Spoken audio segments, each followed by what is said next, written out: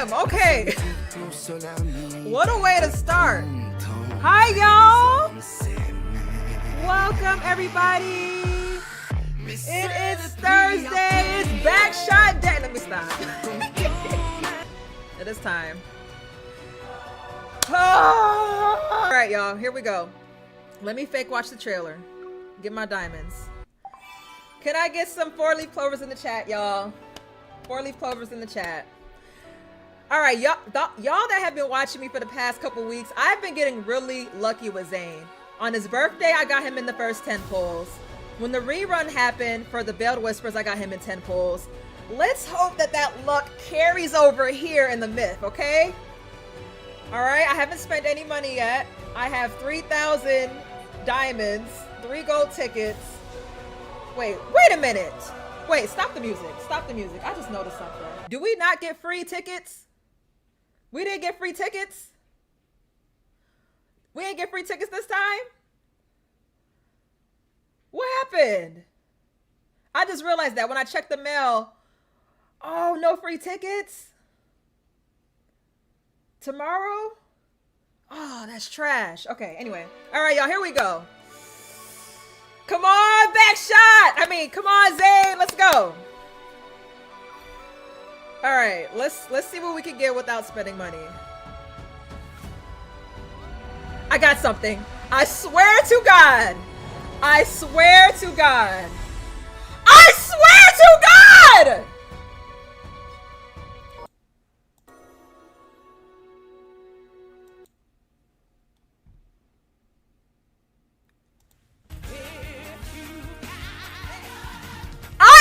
Luckiest bitch in this fucking game, bro. Let's go. What? I am the luckiest motherfucker in this bitch, bro. My first pull, bro. Oh. Hold on. Wait a minute. Hold on. I swear to God, bro. Zayne loves me. I don't care what nobody say. Zayne loves me the most. Oh my God. What? That was the very first, y'all. That was literally the first card that popped up. Somebody clip that, please. I still have to go through the rest. Oh my God, this looks good. I cannot believe that I just got that, bro. I cannot believe that. All right, just keep going. Just keep going. I'm sorry, y'all. Whew, give me a second. All right. Smell you later, bestie. Ooh, y'all see my hands?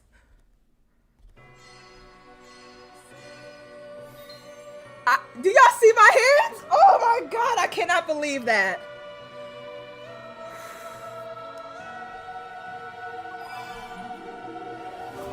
Oh my God. Wow. All right, claim this. I'm sorry, y'all. Thank you, everybody. Thank you. I cannot believe that. All right, pull again.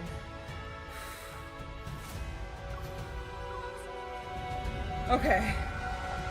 Oh. Did I get another one? I can't even pay attention right now. My mind is just like, okay, I didn't get that. Okay. Whew. Okay. Claim.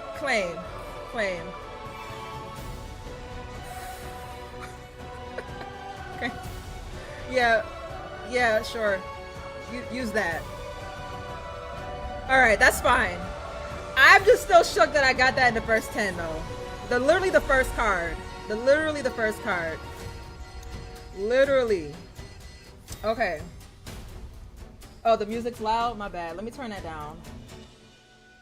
Whew. Okay.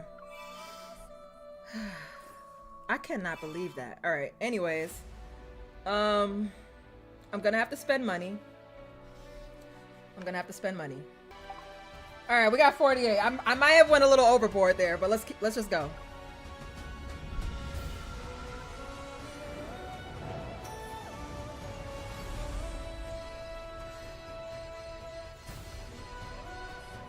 Okay. No, I have to disconnect. I'm so sorry. I'm so sorry. TikTok, whenever I try to like stream over there, it gets shut down. And this card, from what everyone's telling me, it's spicy. I know for a fact it's gonna get reported. So if you want to watch the rest of the stream, you have to go over to Twitch and YouTube, okay? I'm sorry. I wish I could stay over here, but my TikTok days are over. I've evolved past TikTok. All right, let's see.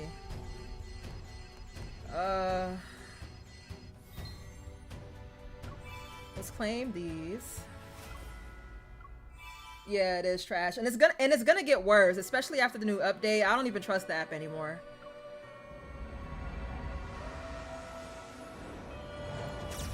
All right, y'all, we got something. We got something.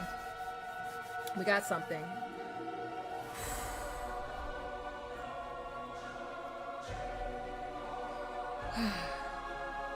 Sneaky sneak!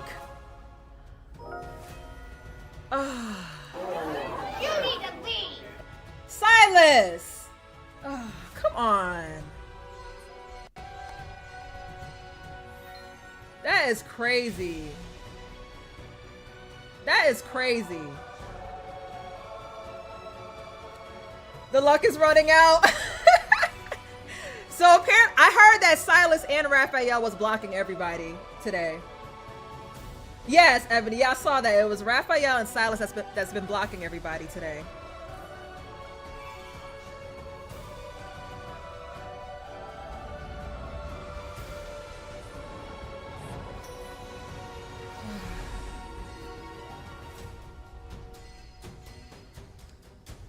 Oh man, this is trash, bro. I got too excited, y'all. I got too excited. I got too excited.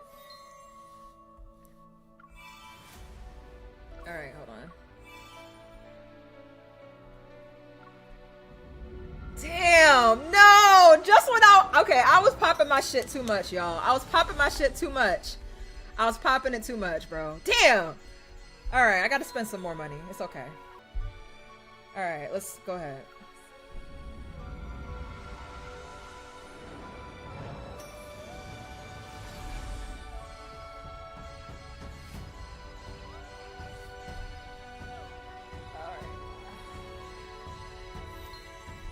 All right. It's okay. It's okay. All right, claim this one. Damn, 90, y'all. But I mean, we'll get the crate. Like I said, I'm gonna R3 him eventually. I am gonna R3 him. I just want to see the new companion unlock thing pop on my screen. That's all I really want to see. That's all I really want to see right now.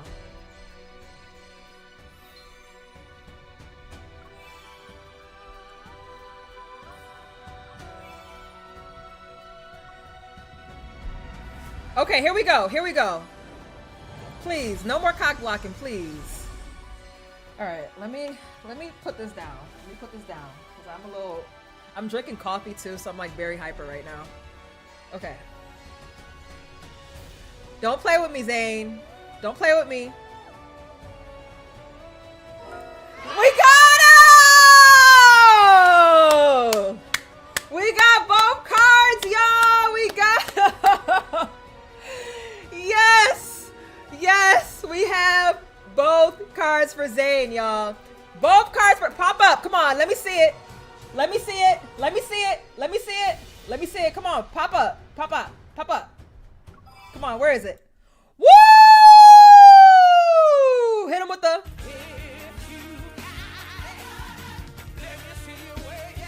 what?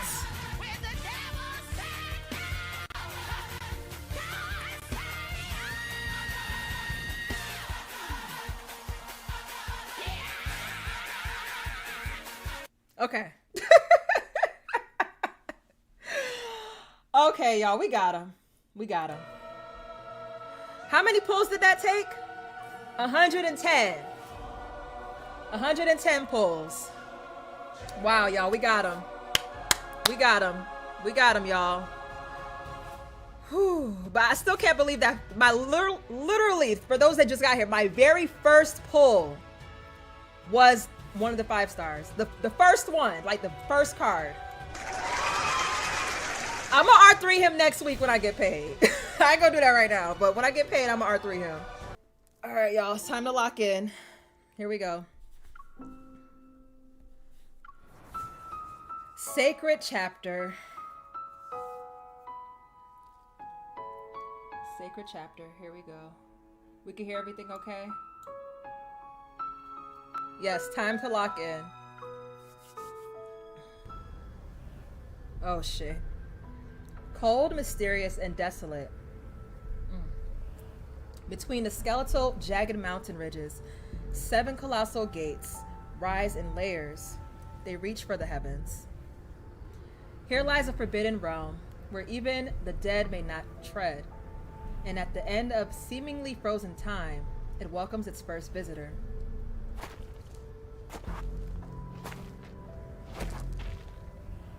You are a supreme deity, the embodiment of annihilation and divine punishment. Who is You this? possess unparalleled wisdom. Turn back. Do not set foot in Everlost where returning is impossible. You mustn't become one of those lamentations who are restless for all eternity. The Creatio stone from the primordial age. Creep. It lies in the netherworld, beyond the 7 gates, yes. Ooh, I like his voice. You already possess supreme power. Why do you still seek the authority of creation? Beyond the 7 gates is a land where neither the sun nor the moon shine. Not even life and death can reach it. Your hands may be capable of bringing about the destruction of countless eons, and your divine gaze may see the end of time. Yet once you set foot in this realm, your divine authority and radiant glory will turn into flowing sand. Oh no. That price is insignificant.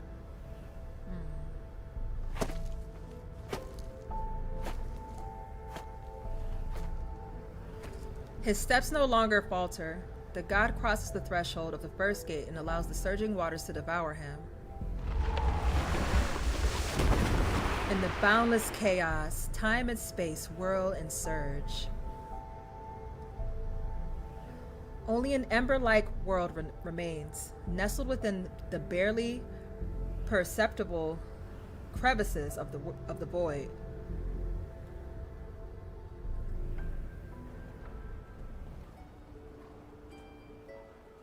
Hey. Okay.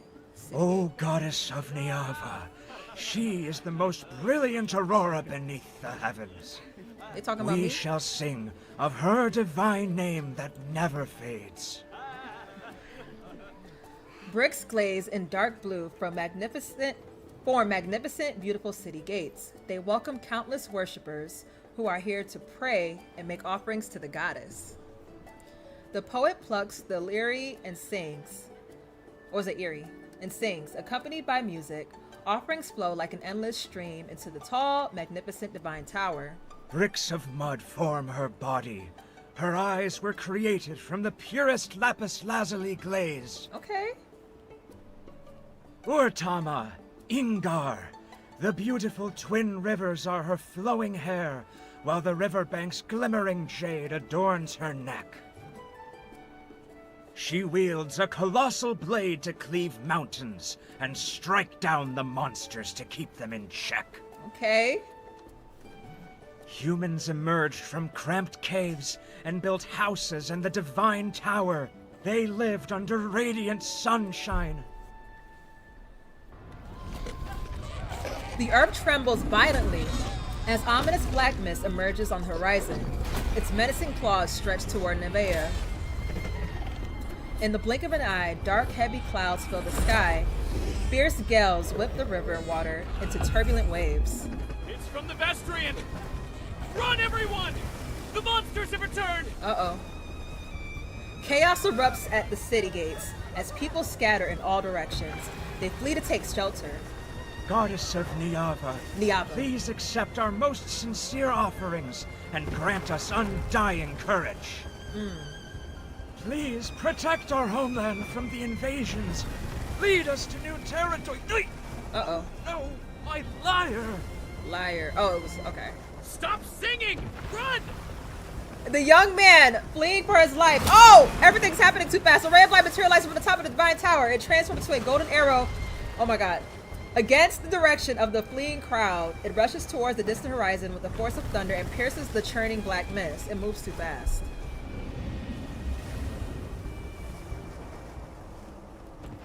Whoa. Nightfall. The rivers Rutama and Ingar return to tranquility. Under soothing moonlight, Niava falls into a deep sleep. The golden arrow from that ray of light rises once more from the horizon and touches the night sky. Moments pass, then it falls into the silent divine tower and slowly transforms into an injured figure. That's me. The wounds spread across my body and form eerie golden patterns. Aside from pain, I can no longer feel anything else. The black mist that clings to me is entwined around my wounds. It silently erodes my consciousness. I try to calm my rapid pain breathing and barely manage to prop myself up with my sword. Why is this body becoming more fragile? My Niava is extremely delicate. In an extremely delicate world, it and its descendants need me. But the only one who can help me and save me, I grip my teeth. I don't want to say that name. Girl, you better say it. Zayne! The tower is silent. No one responds. A name once familiar is stuck in my throat like a thorn, yet it lasts but a moment before instinct and survival prevails over pride and resentment. Oh. Zayne! Brilliant radiance containing swift, insurmountable power. Oh my goodness. Stop. Insurmountable power ripples outward. The biting wind cuts my cheeks. The pain stings. It moves way too fast. Oh my god. I have so told good. you many times. The Vestrayan is not a place for the living. You shall never get the chance to return should you cross the thorny barriers again. So is this like another realm?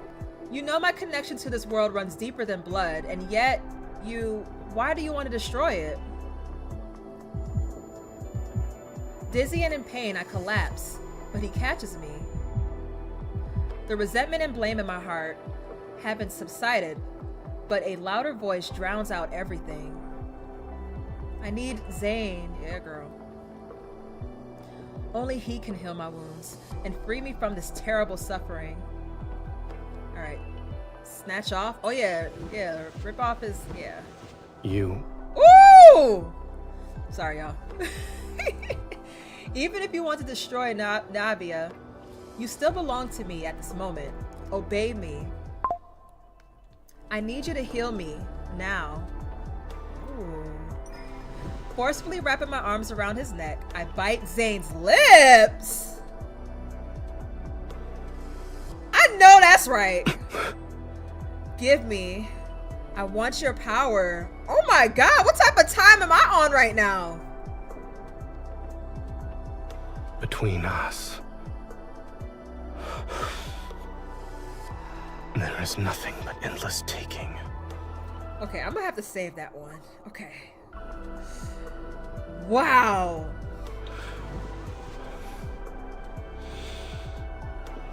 Behave. Bro, I can't. I can't do this already. Already, I can't do this. Oh, we just get straight into it?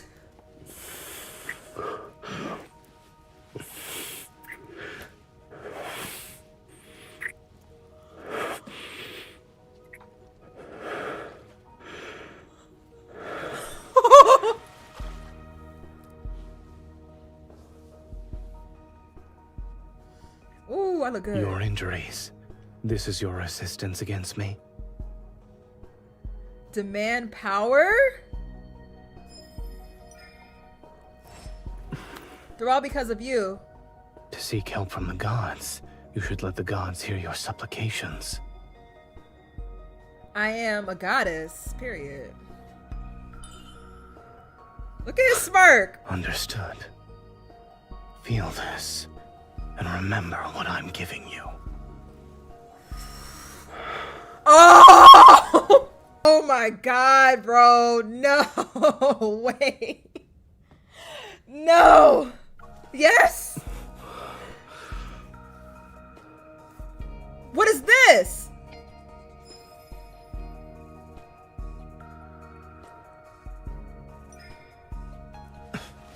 Did I bite him? I bit the fuck out of him. Do y'all see his lip? Don't even think about making me obey you. All of this is what you wished for, no?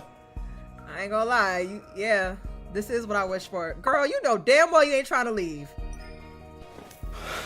Ooh, look at her be it. The ritual won't end because you want it to.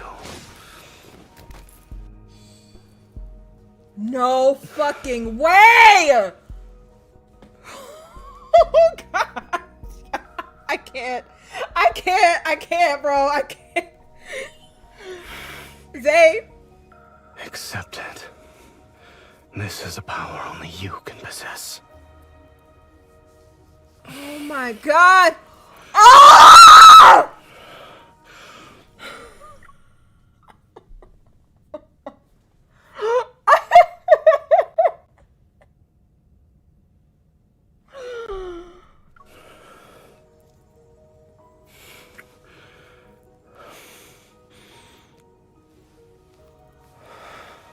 No fucking way! Oh my god, no!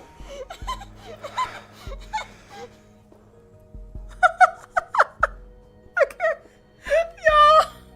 Yo, respond!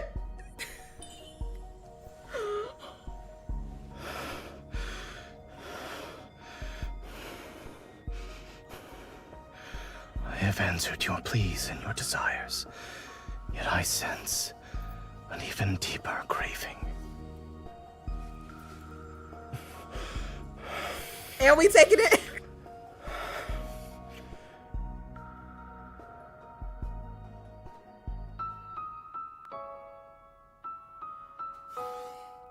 The way we got straight into it is crazy. The way we got straight into it is crazy. Oh, yeah, you're right. Let me go ahead and hydrate. Oh my God. The way I was straight into... Oh my God. My boy said you ain't going nowhere. Get the... Ooh. Ooh. Mm-mm. Mm-mm. Mm-mm. Mm-mm. Mm-mm. What in the helly? Oh my... I know I gotta continue the story, but I want to play that back. Oh, hey Inu, thank you. Oh my god, bro. All right, let's just continue. Yo, we got straight into it like that. That was the ritual. I'm sorry, y'all. I keep seeing the scene in my head.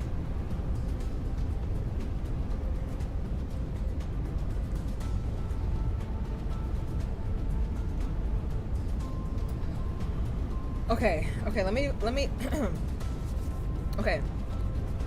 The part you have to hold. Oh, there's a different line when I don't hold it down for the focus. Okay, I'm gonna go back and play that and do it differently. Okay, after this. Okay. Wow. The last ray of heavenly light is about to be devoured, just like Zayne just devoured my ass.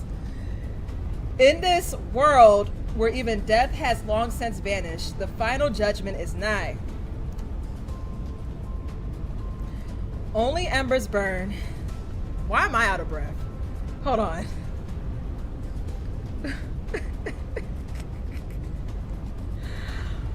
Hold on. Okay. Oh my God. Only embers burn, as if it to represent this world's finals breath. Oh my god, I'm flustered, y'all. I'm flustered.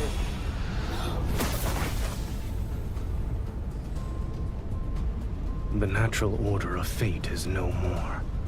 Stop clinging to what remains. Zayne, I can't get over what we just did, bro. But okay. The longbow is taut like a crescent moon. Light converges onto the bowstring and transforms into arrows of molten gold. Heaven and earth sense imminent destruction. The air is filled with shrieks and wails. Well, shrieks and wails. Annihilation balances the cosmic order. There's more? Oh god. What shouldn't exist ought to crumble in Oblivion's hands. The arrows released from the bowstring transform into several streams of golden light. Earth-shattering power is unleashed. A triangular spire materializes in the void, trapped within a golden Enzu. Its beak and feathers razor sharp. It can barely cling to life. Ooh. So I actually got one of the cards in my very first pull out of the 10. It was like the first one that popped up. And then I got the other one at like the 100th pull. So about 100 pulls, yeah. Be gone. Zayne tightens his grip and golden dust falls through the gaps between his fingers. Yeah, girl. This bird meets oblivion in the distant depths of the universe, and a newly born golden Enzu spreads its wings in another unknowable place. A snowflake drifting from the unknown lands quietly on the back of his hand. It leaves behind a fleeting coldness. It's snowing.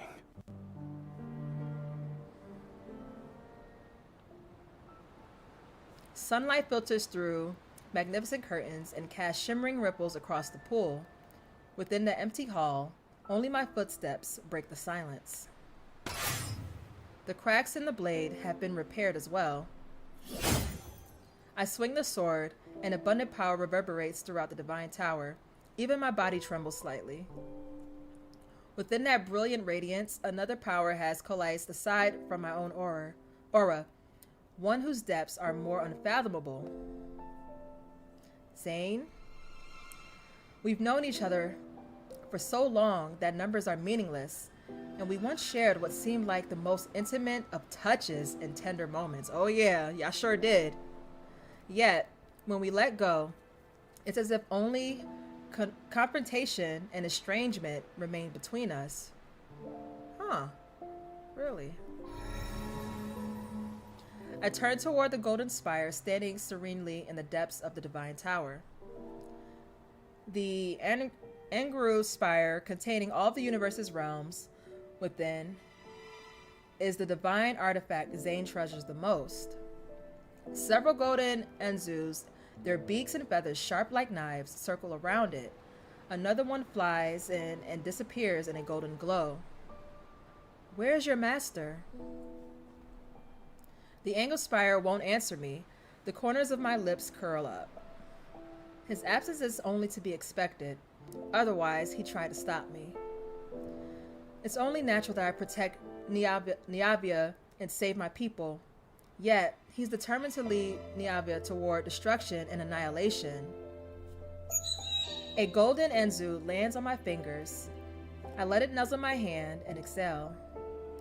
When we first met, he promised to make all my wishes come true and stand by my side. Get a picture of that. Long before the first grain of sand appeared in the Hyart Desert, before the first raindrop fell into Utrama's riverbed, my feet had already touched Niava's chaos and dust. All grew under my gaze and touch, and people learned to survive by following my divine edicts. I guided them to build their homes, and I severed every monster's head for them. Wow, what bad. They devoted everything they had to worship me, and used the most noble word in their hearts to address me as goddess. I love that. An omnipotent guardian, perhaps this is what it means to be a goddess. For a very long time, I do everything within my power to protect every sunrise and moonrise in Niavia, until I met another god. Is that my man? Is it Zayne? Wow. We're both gods. I like that. Have you thought it over? Also, is this the flashback to when we met? I jumped down from a boulder. The god whose name was Zayne withdrew the Engru spire. His expression was colder and harder than stone. I have declined your offer more than once. I shall not carve my name upon your destiny stone. Ooh. I let out a derisive snort and drew my sword in an attempt to strike, but the blade's light had vanished without a trace before I could even reach him. See, with your immense strength, you can be a guardian of Niavia. I could tell you don't belong here. Yes, you're like a son that belongs to another world. Aw. This is us recruiting him? If you don't carve your name upon the Destiny Stone, you'll disappear like sand. Once my name is carved into it, the trajectory of our fates will be inseparable.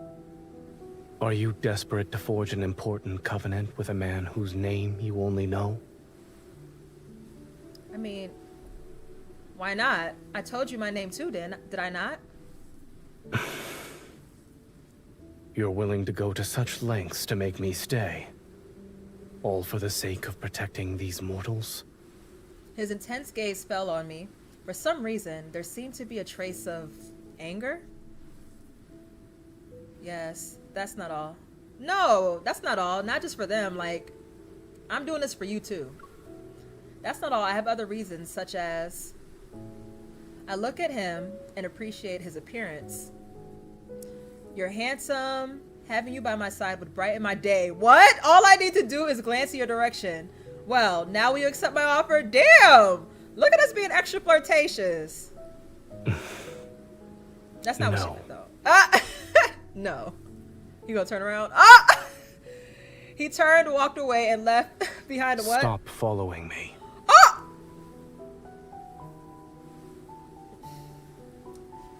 Of course, I had no intention of listening to him.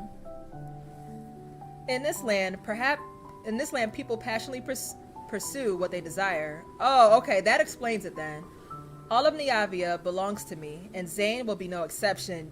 Damn! Okay! He's standing in the same realm as I am, after all. Oh my god, you better claim your shit, girl. True goddess energy. But before I could catch up to him, an unexpected battle left my body severely damaged like never before. It was also then that I realized my body would deteriorate because I fought. There would be a day when I perish. And Zayne was actually the only god who could provide me... Wait, secure? Provide me secure? Okay.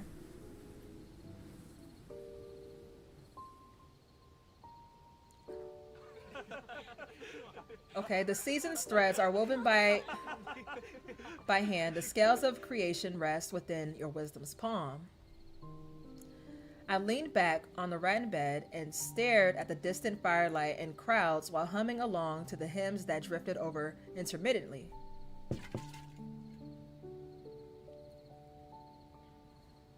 He's so fine. Is being worshipped and praised by humans truly a joyous thing? Being praised, yes. The songs they're writing continue to improve. Alright, yeah, move up. I shifted to the side so that there was room on the bed. Then I pulled Zayne down to sit. He still maintained that cold, indifferent demeanor. He brushed aside the sheer fabric draped over my shoulders. You're willing to risk your life in endless combat just for insignificant praises. Zayne, are you saying this because you don't like my people? Or are you concerned about me? Neither. He scooped up water from the jar to wash my skin that had recently healed. Oh, okay, so you do care about me. Because why are you doing that? Because you care. Then why did you rush into that black mist to rescue me? Yeah, that too. Your questions seem endless.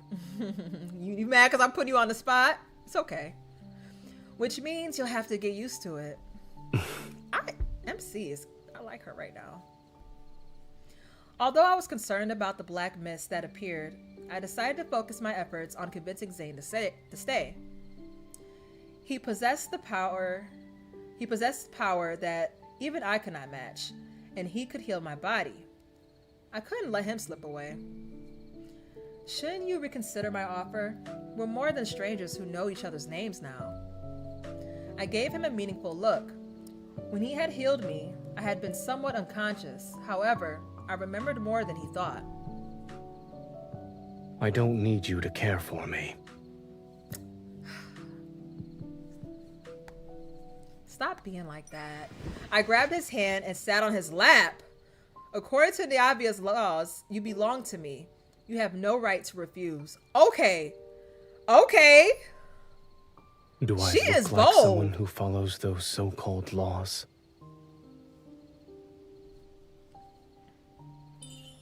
I smiled and kissed his eyelid. Oh, look at his face soften up after that. You can push me away. You don't know anything, yet you dare to open your mouth. Although he remained calm, his gaze was reminiscent of a deep pool where dark torrents surged beneath the surface to warn me. Let's assume the final outcome of us being together is eternal separation, or even obliteration. Why do you gotta be so Would you pessimistic? still accept it? Ah, damn, Zayne, come on. You and I haven't even experienced a beginning. Why are you already thinking about our ending? Right. Being afraid of a future that has yet to occur is a waste of time and betrays our true feelings. Then enlighten me. I'll lend an ear to your desires. Okay. Give me your fate. Zayne, give me your name and your fate. I recall the vows people typically said when proposing and hastily picked one. What? I shall be unwavering and everlasting. I'll treat you well. I'll treat you well. I'll treat you well until I breathe my last breath. That's so generic, girl, but okay. That was her plan. He liked that though. You saw the I will smirk? remember your promise for all of eternity. Aww.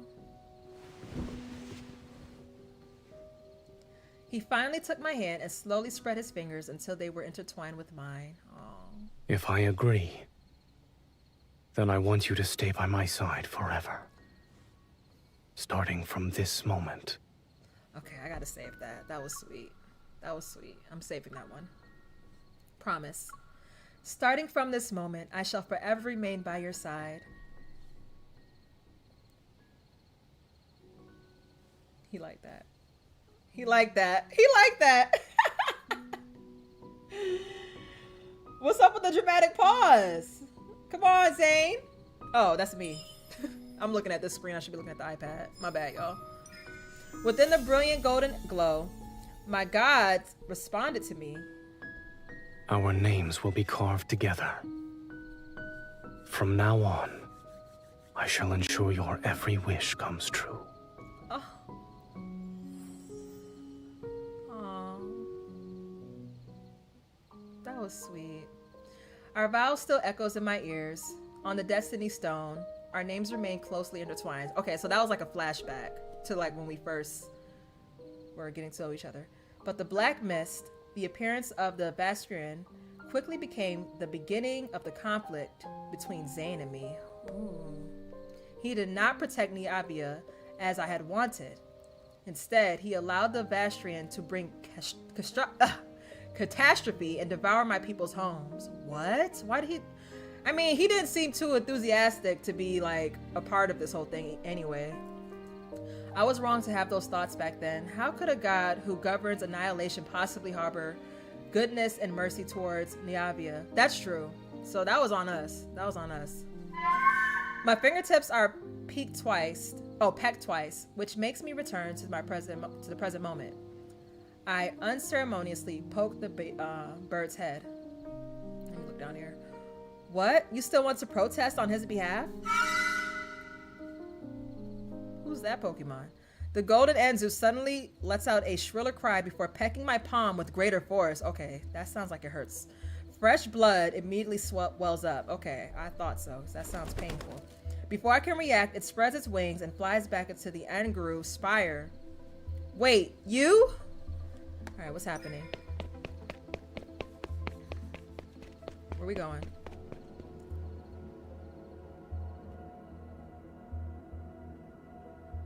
In this empty ethereal space, golden light flows like a river.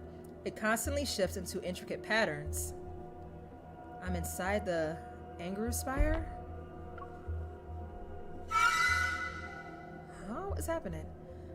That golden Anzu. My instincts make me immediately chase after it. Yet, when I finally see it, I watch as it plummets into the void and fierce flames erupt where it falls. Oh my god! The bird is reduced to ash and smoke. What the hell just happened to it? A sudden sharp pain shoots through my heart, and I clutch my chest. Something strange appears on my palm. Oh, okay. So what happened to my hand after he was pecking it? I open my hand and see the bloody marks left by the golden Anzu's beak. They dry and solidify into a crack across my palm. What? So what the hell? What did that bird just do to me? All right, chapter 3. Ooh. I soon understood what that strange line meant. The golden thread entwined in my hair suddenly snaps, and the broken jade cuts off a strand of hair. I hear a silent lament from Urtama.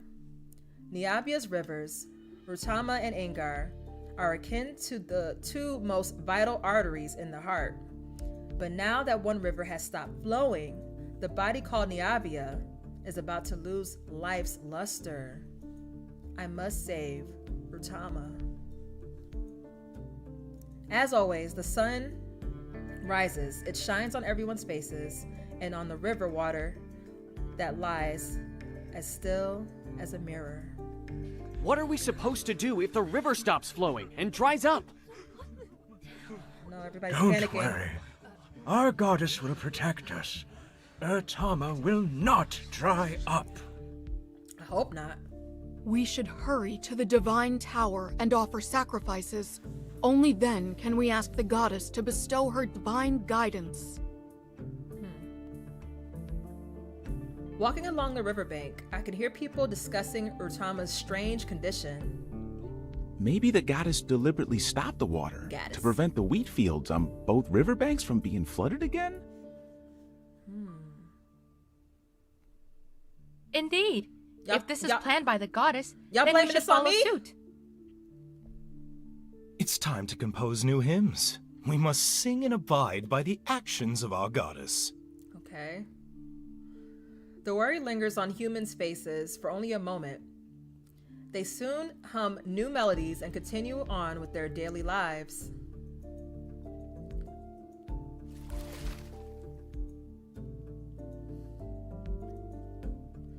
I stir the river water. Ripples spread across the surface, but they vanish in a blink of an eye.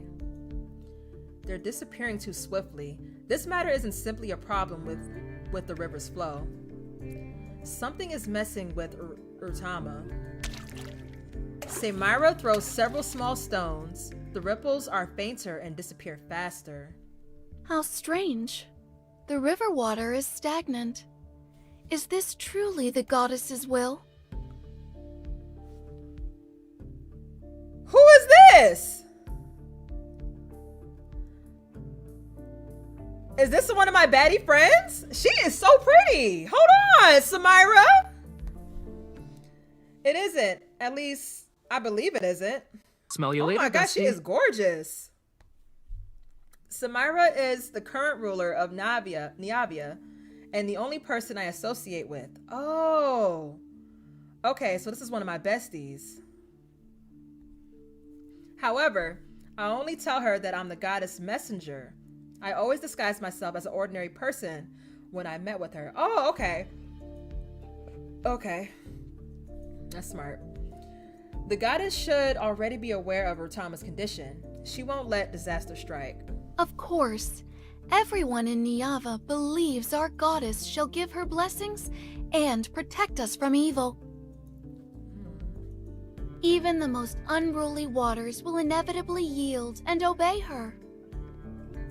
The beautiful ruler respectfully bows. She intends to make me convey her reverence to the goddess. That mischievous mirth I know so well appears in her eyes. I wonder, How is our goddess? Have our offerings of gold and jade brought a smile to her face? She is well. Why do you ask? You've told me before that she is deeply troubled because of a man. It be like that. It's always because of a man. Let me stop. Back then, it was because I wanted to break into the Vestirian. Zayne and I didn't speak for a long time. My girl, Zayne putting her through it. It just so happened that Samira was leading a group of worshippers at the Divine Tower. I couldn't help but share a few things. I didn't expect her to still remember. It wouldn't be appropriate for me to inquire about such matters. I try to gloss over it, but displeasure and helplessness surface in my heart once more. After treating my injuries, Zayne vanished without a trace again, and at some point he also took the Anguru Spire from the Divine Tower. He certainly returned to the Divine Tower, yet he won't even see me? How infuriating. But I'll admit, I have never truly understood him. In addition, I even know less about what he wants to do. That man must be exceptionally outstanding to win the goddess's Put some respect favor. on his name. Oh, okay. Beautiful roses always have sharp thorns, but everything under the heavens belongs to our goddess. A mere man will certainly bow down at her feet. You're right. Our goddess is omnipotent. She will never admit defeat in front of him. Yeah. I was about to say, why did it get so quiet? After Samira leaves, I ensure no one is around. Then I cup a handful of river water and blow on it. The water in my palm floats into the air, strand by strand. They unfurl into a flying carpet that's as soft and crystalline as a cloud. Oh, that's pretty cool. Take me to the upper reaches of Rutama. Okay, Aladdin. Okay, we're at the Rutama River headquarters. Mist spreads as the night deepens and a subtle presence in the wind becomes increasingly pronounced. Oh shit, music's popping off. The closer I get to the source of Rutama, the more certain my suspicions become. Okay, I'm getting scared. Why is the music popping off like this? This is Zayne's power. This presence. It's the same as what I've been exposed to before. It's Zayne's power. Is he stopping the river from flowing? Oh, Zayne doing his job, bro. He's the god of annihilation, bro. It was him this whole time. Several strands of complex emotions are ensnared in my heart, and the flying carpet woven from the water seems to sense my restlessness. It speeds up. Oh, it's the bird. Yeah, what is he up to? Suddenly, the river's surface, shrouded in mist, is slashed by golden blades as several golden Anzus soar. Okay, so it's a different bird. Golden Anzus. Zayne is here. They fly without delay, as if something urgent is driving them forward. Seeing that I had caught up, the golden Anzus cry out as they change direction. What? They quickly head toward the river's source. Oh my god, what? I hate when it moves for me. What is happening? As if passing through an invisible barrier, violent winds materialize around me. They stir the water to create towering waves. At the end of the river's source, a monster covered entirely in crystals is entrenched. Strange, chaotic streams of light swirl around its body. Its mountain-like physique is blocking the water's flow. No wonder the river is stagnant. It's hideous and unlike the ones in the Vastrian. The god who has pursuing it wields his bow as he floats in midair. Oh my god. The mist is stirred and it swirls around his body. Under dim moonlight, Zayne's expression is cold and ruthless. His golden arrows are aimed at the injured, roaring monster standing in the water. This is where you shall perish. Struggling is a futile endeavor. Okay, so was this monster the one that was messing up the river and Zayne's taking care of that? The severely wounded monster attacks frantically. Oh my god. I quickly leap into the air while the flying carpet gets smashed into the water. Okay. Wouldn't have come to this place. Leave. Zayne keeps his gaze fixed on what's ahead. One hand holds his bow while the other traces golden runes in the air. He intends to teleport me away. I have no interest in staying. I can be anywhere. I could be anywhere. All of Niavia belongs to me. I could be anywhere in the world if I so wish. I had to keep it going because that was her energy for this whole card, so I just had to keep it going. I know, I'm sorry. Zayne. Over here. Don't give it another opening. Okay. I grab my sword and fly it to Zayne's side. The monster pivots and oh my god. The monster pivots and what? And charges towards us. Perfect. Let's see how sharp my repaired sword is. Let's go. Zayne raises his hand and summons the Angry Spire. Brilliant light spills out from the Golden Divine artifact. A burning mark is etched into the monster's body. Aim for its weak spot. Okay. I see it. Resonates. My vision is consumed by refulgent light as the power of resonance imbues my blade with tremendous energy. I swing my great sword to attack. Meanwhile, Zayne's fingertips on the bowstring blaze with a spectacular radiance. The longbow is drawn, its appearance akin to a perfect full moon under tremendous force. Let's make this quick. All right, let's do it. You know what I wish? Side note. I wish that in these myths, you know how in the main story we could like fight in between the chapters? I wish the myths had that option too, like where we could fight with the myth companions like mid-story. I wish that they did that. Golden arrows carrying apocalyptic power pierces the monster's body. At the same time, my sword strikes where the mark guides me.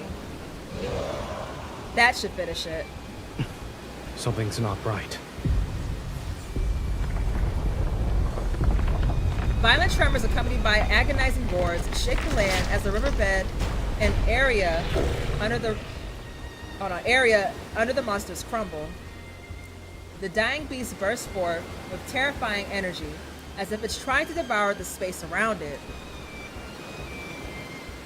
Go. Oh!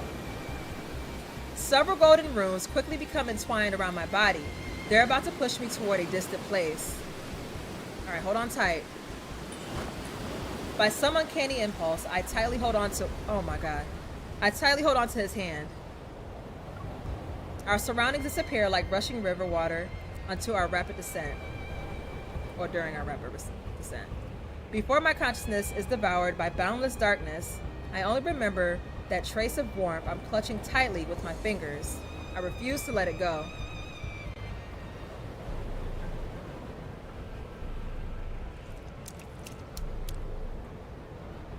Bone-chilling coldness washes over me again and again. I curl up. In the cracks between the universe and time itself, golden eternity's gaze lands on me.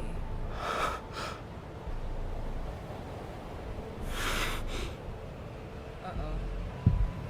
Who is that my name? I want to see the voice's owner, but a hand suddenly covers my eyes. There's no need to rush. You need to sleep for a long time. What? The cold sensation fades. Warm golden light envelops me. There will be a day when we meet again.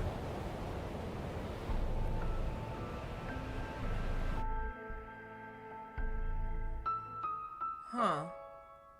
Okay. Chapter 4. Warm liquid is splashed into my face. There's a moist sensation, and the metallic scent of blood fills my nostrils. I open my eyes. What is happening? If you had woken up any later, you would have been swallowed by the sea of sand. Seemingly alive. Right, that's what I'm trying to figure out. Did I die? Seemingly alive, waves of white sand slowly rise and fall. They surge toward us again and again. Looking at the arm around my waist, I lift my head.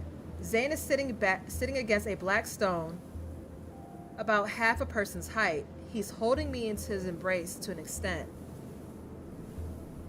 A golden barrier envelops us to keep the endless waves at bay. Where are we? Inside the monster's stomach? Worse, I'm afraid. This place is inside its protocore. What? What's a protocore? Wait a minute, what is this timeline? Hold on. What's a protocore? You can think of it as its heart. If this heart devours us and absorbs enough power, that monster will resurrect itself. Really? We can't let it do as it pleases. We must get out of here as soon as... A sticky sensation on my palm makes me freeze. I look at the wounds covering Zayne's body. A moment passes before I tentatively reach out.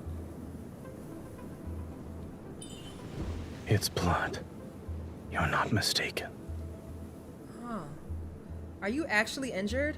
It's not an illusion created by the protocore? My injuries aren't serious. Don't lie to me.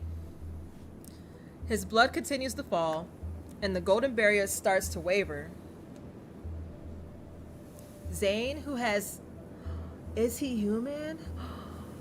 Wait a minute. Zayne, who has always been invincible and all-powerful, is actually injured. Right! Wait a minute. Take off everything you're wearing. Girl?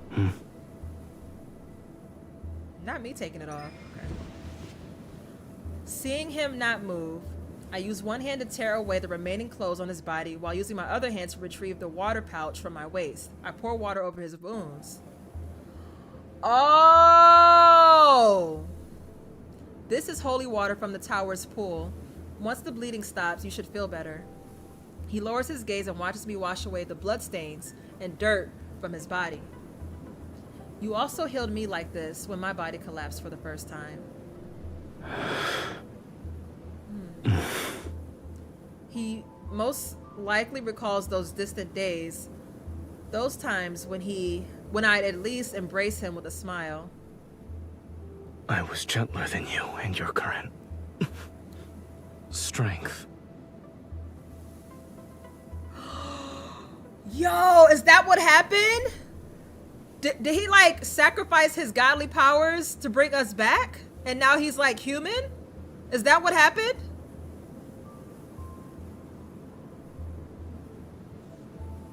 I don't know what I could say that wouldn't make you angry. I let out a soft hum and grab his hand. Give him power. Why are you helping me? When you were fighting that monster, you set up a barrier to defend the village by the riverbank, correct? The river water's stagnation isn't related to you.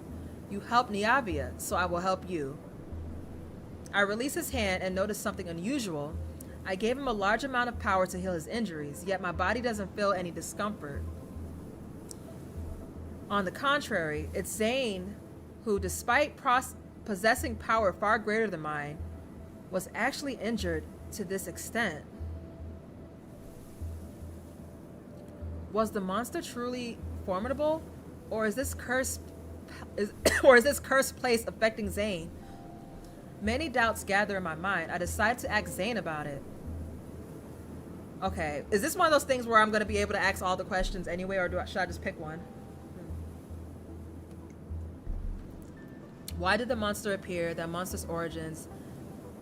No, why did that monster appear? Why did that monster appear? How did you discover it? As you can see, I happened to spot it while passing by. Nothing more, nothing less. I refuse to believe you'd pass by Uchama's source on a whim. Then let's say I went there to clear my mind. What do you know, Zayne? You're a god with a heart of stone. You need time to clear your mind? Damn. Anger, Shots fired. sadness, fear, dejection. I can perceive the same emotions as you. Damn. Those were all negative ones, too. I can't tell. Alright. The monster's origins. Speaking of which, I fought near the Vashpian many times before, but this is the first time I've seen a monster covered entirely in crystals like that. Do you know of its origins? I'm sorry to disappoint you, but this is also the first time I've seen it in Niava. Zayne turns towards the churning waves of sand, yet he seems to be looking at somewhere farther away. I follow his gaze, but there's only an endless expanse of white. Hopefully it'll be the last time too. Alright. Don't you think this place is very peculiar? My body, which constantly needs to be healed, is unharmed, but here you are, covered in wounds. He transferred his power or something. I suppose this place likes you more, so it wants to devour you more. That depends on whether or not it has the ability to do so.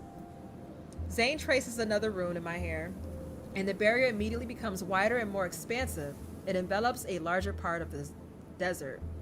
I need to recover my strength. Don't leave until then. Do you know how to leave this place? I don't, so we might as well destroy it.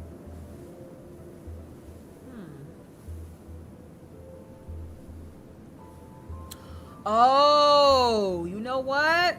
You could be right. He could be using his healing powers on her instead of himself. That could be it too. How is that difficult?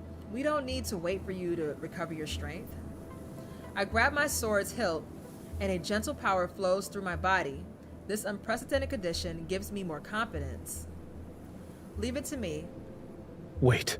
What?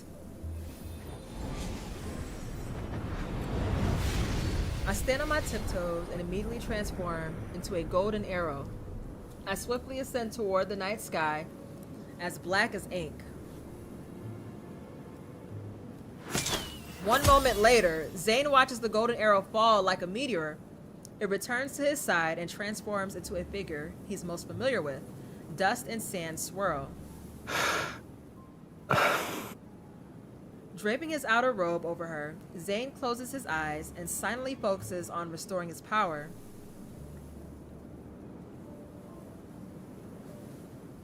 Zayne spent the day meditating to heal his injuries. With nothing else to do, I can only wander around the desert that's covered in golden light. Within the strange space, there is no distinction between day and night, and the color of the sky isn't clear.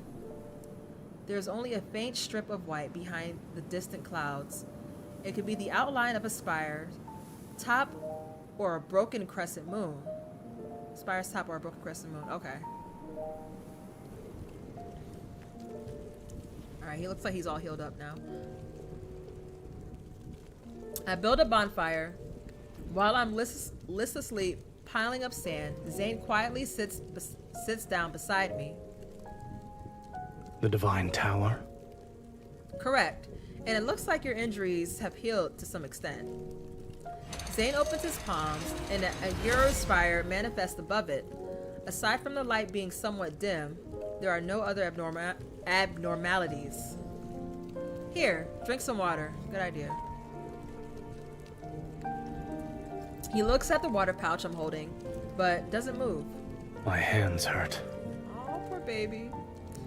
Haven't you recovered? He wants me to pour it in his mouth. Do you typically argue with the injured?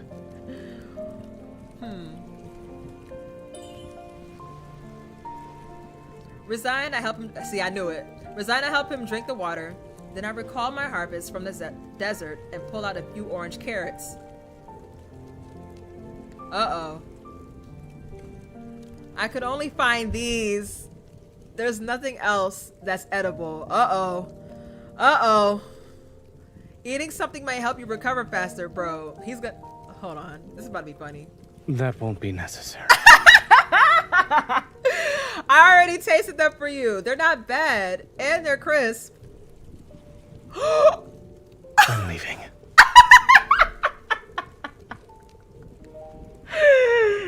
In every lifetime, Zayne do not fuck with carrots. He does not like carrots. In every lifetime, bro. He quickly returns to the black stone side, sits down again, and dawns on the dignified, serene appearance. I'm left alone with Carrots. I watch his figure and inexplicably sense a hint of fleeing in defeat.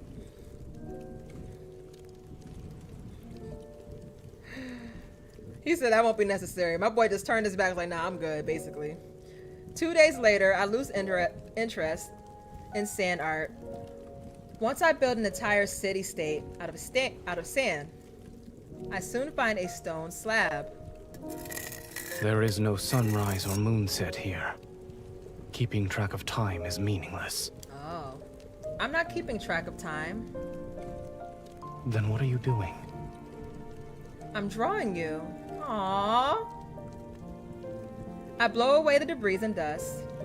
I point out the crooked lines that vaguely resemble his figure. This is how you appeared when you were injured, and this is you when you let me give you water. Over here is how you looked while recovering. That's cute. When we return to the tower, I'll put it in the most prominent place. You'll remember such disheveled moments whenever you see it.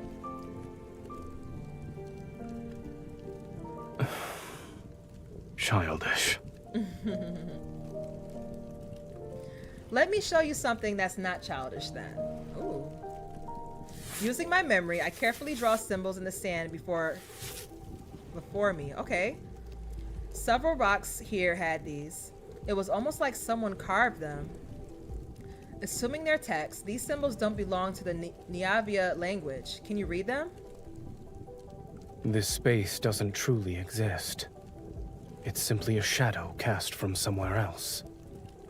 These symbols might be from the past, or perhaps they exist in a more distant future. In either case, they're of no use to us. Are you saying that everything we're seeing and touching is an illusion? No. You can actually die here. Oh.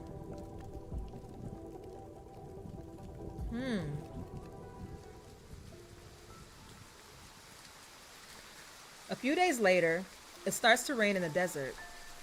I don't like the rain. It represents rust, shapeless mud, and sometimes overflowing rivers, but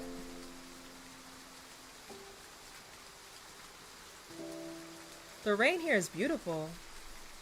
Countless fluorescent blue raindrops fall like stardust from distant realms. They cascade through golden halos, and their splashes leave shimmering glimmers.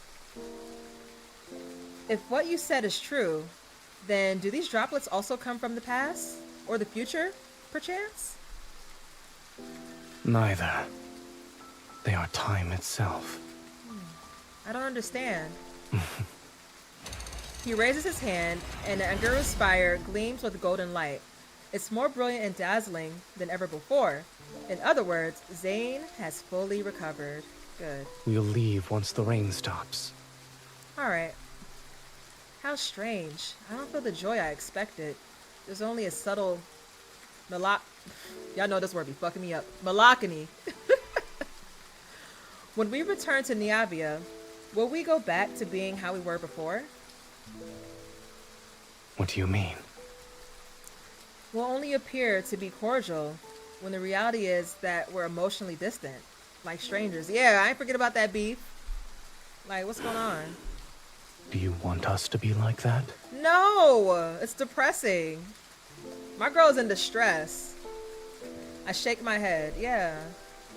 I know you have things you need to do. There are secrets you can't discuss with me. But I've also speculated countless times. I thought maybe you never truly intended for Nyavia to be destroyed. After all, there are many things you wouldn't need to intervene in. What is the answer you desire? I hope I'm right. Maybe I was wrong. I hope I'm right. I hope I'm right because I don't want to hate you. I certainly don't want to despise you. Otherwise, it'd make me, the one who insisted on choosing you so long ago, look like a hooligan. Then allow me to prove to you Okay. that the choices you've made have always been correct. Okay. The rain's gentle pitter-patter has ceased before I realized it. The clouds have thinned, and the white glimmer has become a little more clear. Zayne withdraws the golden barrier. Perhaps sensing its impending destruction, the desert falls into an unusual silence. Go back. Niava is waiting for you. Once the last word leaves his mouth, a tiny cold droplet suddenly falls into his palm. What's that? It's snow. What's snow? I've never seen it before. Your Niava doesn't have snow. My Niava? After the first one falls, a multitude of those cold white flower-like specks drift down. Oh, it's our first time experiencing snow? My attention shifts to this curious phenomenon as I catch the cold descenders and note their appearance. All of them look different. Every snowflake is unique. It's similar to how every person in this world is different. The snowfall grows heavy and shows no sign of stopping. It mixes with the white sand and doesn't melt. Okay, that sounds a little dangerous. I crouch down and scoop up a handful. Pure sand and snow. They're indistinguishable from each other. Once they fall, they're fated to melt. Everything in existence cannot escape decay and annihilation. Damn, okay, I know, Zayne, but damn, I don't want to hear that. He holds my palm, and the cold wind immediately blows away the sand and snow from my hand. But destruction is the only force that can bring about new life, yes? I catch a falling icy droplet again. Like Niavia's dissonance, the weeping that accompanies death resounds as a new life cries for the first time.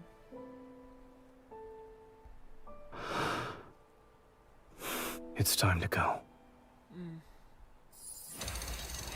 The Ivory Spire rises from his hands, its massive body settling into the snow-white sand and manifesting a brilliant golden magic circle. Alright, we're about to go back.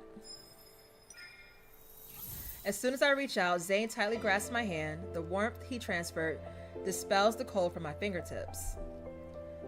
When I step into the Ivory Spire's magic circle with him, I look back at the heavy snow that's gradually covering everything behind us.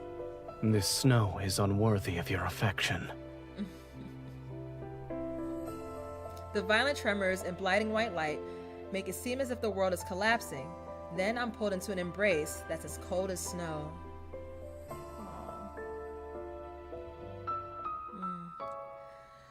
Whew. Okay. All right, chapter 5.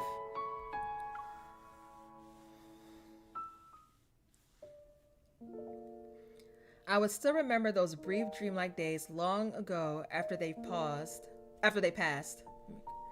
In my memories are the silvery sea of sand, the luminous blue rain, the swirling snow, and the warmth from Zayne's palms in embrace.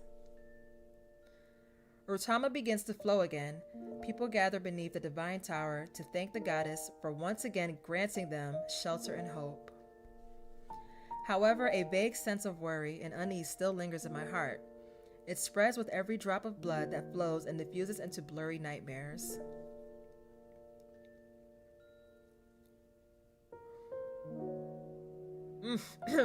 Are you awake? Oh, I'm hella awake now. A ray of morning light shines into the divine tower. It draws a sharp line of light and shadow across the smooth tiles. I am awake, Zayne. Groggy, I sit up in the bed and watch Zayne dress himself. In an unhurried manner, he puts on his accessories. Wait, take your time. I know his hair looks so good. You had nightmares last night and Okay, cried body out in your change. sleep. Is that so? I don't remember anything. I suppose I did have a dream. It's most likely a terrible one, which is why my subconscious doesn't want to remember it. What did I say? I only heard you cry out, Niava. No, for real. Then... I don't know the color of anything either. You gave me a good wallop. Wallop. That word's so funny to me. Wallop. You're lying. Where did I hit you? Yeah, where did I hit you? Truly? Where did I hit you? Let me see. Here. Oh, where? What I look intently for a long time before finding a barely visible streak of blood on his neck. Oh. I did that? It's better now. That's cute. A few golden anzus land on the top of the pillars. They cast a golden glow. Dazed, I catch sight of Zayne's smiling very faintly. Since returning from Urtama, our relationship has improved considerably. Whenever I wake up, I often see him. You're afraid of something. I'm afraid of losing you. I only knew you had the power to destroy the world, but I didn't know you also had the ability to interpret dreams. I can tell simply by looking at your eyes. Special power. Oh, my bad. Didn't mean to cut you off. I clench my fist. The crack on my palm still exists. It hasn't disappeared, even though the river has begun to flow again. That's suspicious. Is it possible the golden Enzu that turned to ash in the Angru Spire represents Niavia? Should I ask Zayne directly? But then he'll be aware of the fact that I accidentally entered the Angru Spire. I choose my words carefully. Zayne, I remember you saying your divine gaze can see those that are about to meet their end. So, what you see currently, is Niavia included? Yes. Oh. I see. I nod for a moment. I can't think of anything else to say, so I only respond with silence. I thought you'd be furious. I am the goddess who protects Niavia. If I lose my composure, then Niavia's future will fall further into a pit of hopelessness. Besides, didn't you say that you wouldn't let Niavia be destroyed? Can I assume that... I smile and place both my hands on Zayne's shoulders. The end you see isn't necessarily set in stone? I'll have to be more careful with my words when you're around. That's cute. But you also understand that without an end, nothing new can arise. This is the unshakable law that governs all realms. Do not even attempt to touch fate's forbidden territory. Such as Vastaran? The Vastaran. I sigh. My relationship with Zayne has improved so much as of late. I don't want to get into another argument with him again. Yeah. I understand. I won't take any risk. I give him a hug before jumping down from the bed. Just as I'm about to head outside... Where are we going? Oh, hold on. My belt gets caught, and I turn around. I haven't decided yet. Maybe I'll walk around and think about how to save Niavia. Come with me, then. Okay, where are we going? He pauses. His fingers that rest on my waist falter before tightening their grip. He clears his throat. There's a gift I want to give to you. You got a gift for me?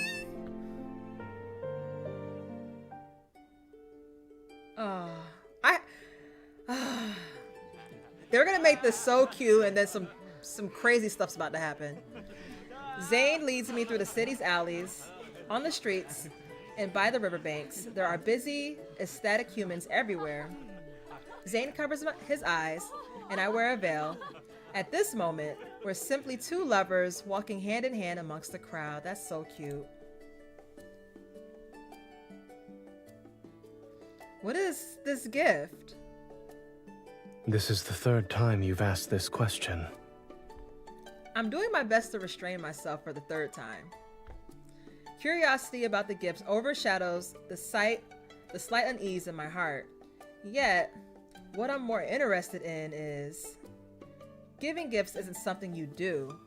Where did you even learn this from? Many humans do this. It's not hard to learn. While speaking, he walks to a wooden stall and lifts the grass cloth curtain that provides shade. Is Sagria here? Sagria? High Priest? It's been a long time since I've seen you. An elderly woman walks out of the wooden stall with trembling steps, and once she sees Zayne, her wrinkles are filled with happiness. Aww.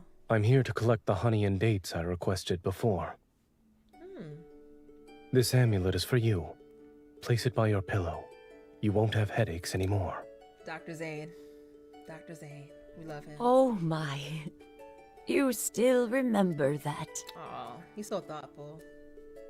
The elderly woman thanks him repeatedly.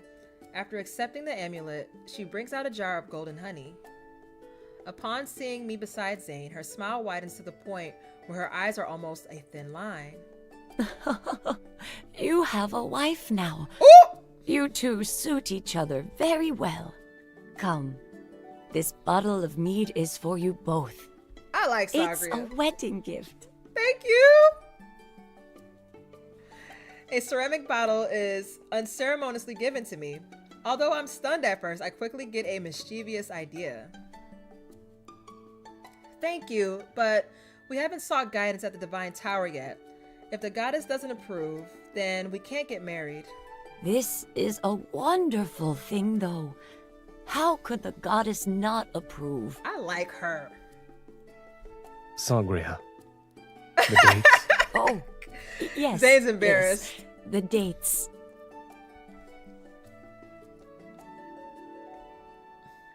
After bidding farewell to Sagria, Zayne carries the heavy dates and honey. He also takes the mead from my arms.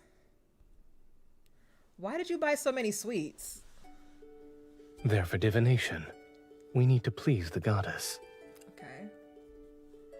How can you be so certain that the goddess will like them? We can find out. Okay, let's find out. He holds a date out in front of me. In all of Niava, Sagria's pickled dates taste the best. Would you like to try one? Okay. In all worlds, he has a sweet tooth, yes. Full of anticipation, I eat the one from his hand. Oh, it was sweet enough to slay a goddess. Okay. Yeah, I feel you, MC. I gotta be in the mood for sweets. I feel you, girl. Near the riverbank, Zayne knocks on the door of a mud house. An honest man greets us. High Priest, the wild herbs you asked me to pick are here. Will this suffice? That's enough. Thank you. As Zayne examines the basket of unknown plants, I talk to the man named Xavier. What are these herbs used for? I'm as clueless as you are. He suddenly appeared one day in the wheat field behind my house. Right, and I love that. Every lifetime he hates carrots and loves sweets. I was gonna cut them down and throw them away, but the High Priest passed by, saw them, and asked me to sell them to him instead. He also paid me to set aside a small plot of land. I was told to let the wild herbs grow there. Now he visits regularly to buy them. If Zayne treats them as important, then could the herbs have special properties? I take a small piece and taste it. It's bitter with an unremarkable texture, and unlike the plants humans might forage. Zayne turns toward me. The herb is poisonous. Spit it out. Oh, hurry up! Are you sure? My response is accompanied by my gaze. I'm the goddess, after all. How could a tiny plant possibly poison me, girl? But Zayne immediately reaches out and grips my jaw. Will you do it yourself? Ooh! Or do you need me to provide assistance? I'll do it myself. You know what? Under Zayne's intimidating gaze, I can only spit out the herb and swallow almost a pot's worth of water to detoxify.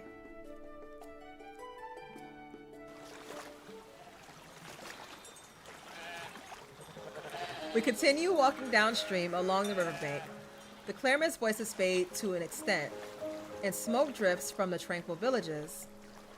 After Zayne exchanges a few words with the shepherd, we gain an Iwi as a as a companion. What the hell is that? Honey, dates, and Iwi, and this basket of wild herbs. None of them look like Zayne's gift. Resting in the shade, I use a bundle of fresh grass to distract the Iwi and prevent it from eating the basket of poisonous herbs. This outfit is so sick. Eat. Okay. Where did you conjure these wheat cakes from? I ran into an acquaintance earlier and they gave them to me. Okay. He spreads the honey he obtained on the wheat cakes and hands them to me along with a few figs. You know how many people, you know so many people. When you weren't at the Divine Tower, were you befriending every mortal you saw? No, seriously. I wouldn't call it that. I merely had a few chance encounters and we became associates. Okay. You know. Those humans are fond of you. I was gonna say, you seem like a real people person, Zayne. No matter, like, you try to hide it, but yeah, we see it. You don't actually dislike Niavia. The humans here don't annoy you either, right? I never said I disliked Niava. Yeah, you never said it, but I gently punch him. You could have explained this to me earlier, yet you let me have misunderstandings about you for so long. Well, that's your own fault, girl. Yes, it's my fault. No, what were you about to say? Unable to tell if I'm more annoyed or amused, I poke the corner of his mouth. Remember, your mouth isn't just for eating and drinking, it's also for explaining. And kissing me. I know that's right. I understand. The Iwi, having eaten her fill, settles drowsily by my feet and dozes off. I gently stroke the soft wool on her head. Now, can you tell me why you stopped me from entering the Vastrian? You're also letting it erode Niavia. Zayne looks away and his fingers trails along a young, tender sapling beside him. A tree's growth. From the moment it's planted to breaking through the soil, sprouting, growing branches and leaves, and finally taking root, watering, fertilizing, providing support, all must follow proper timing and the natural law. Okay. Once what you provide exceeds what it can bear. With only the slightest infusion of golden light, the sapling snaps. The sound is painfully harsh. You're saying that taking action against the Vastrian would only accelerate Niavia's destruction. You could interpret my statement as such. Then when will it be the right time to eliminate it? Not at the present moment. Okay.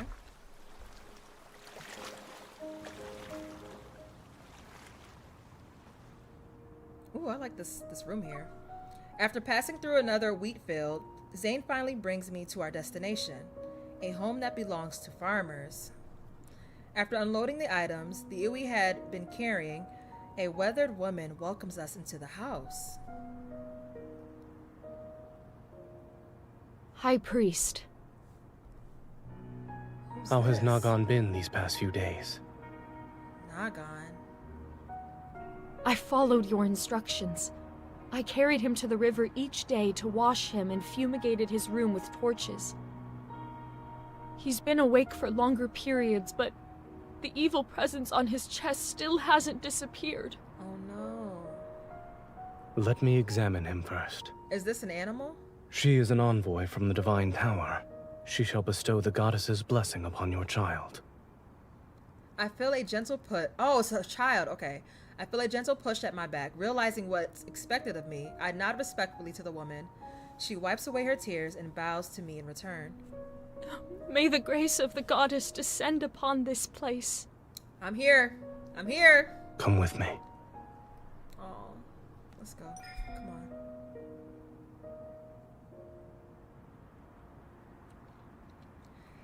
A clay lamp burns inside the mud house. its meager light revealing an unconscious child on the bed.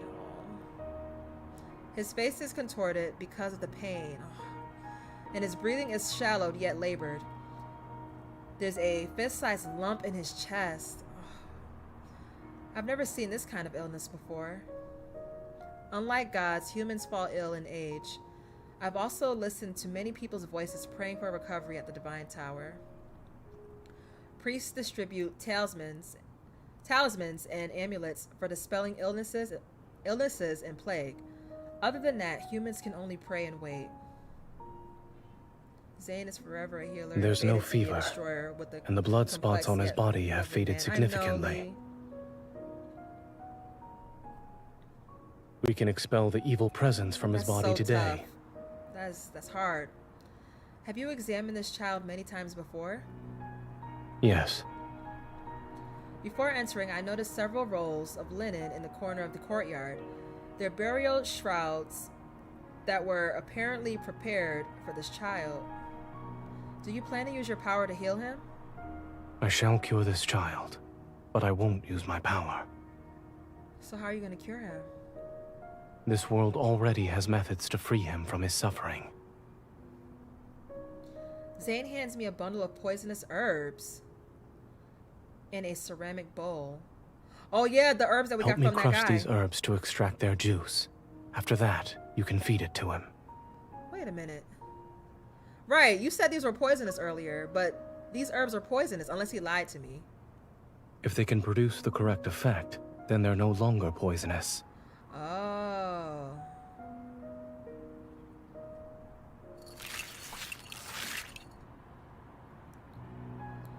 I feed the vicious juice to the child. Then I turn to see Zayne, taking out the jar of honey again. Oh, taking out the jar of honey again. Sorry. After driving away the evil presence from his chest, we need to apply honey. What you'll need to do won't just be bestowing the blessings of the goddess. Amidst the tearful prayers of the mother outside, Zayne heats a thin blade over the flame for a moment. Remember everything I do from this point forth.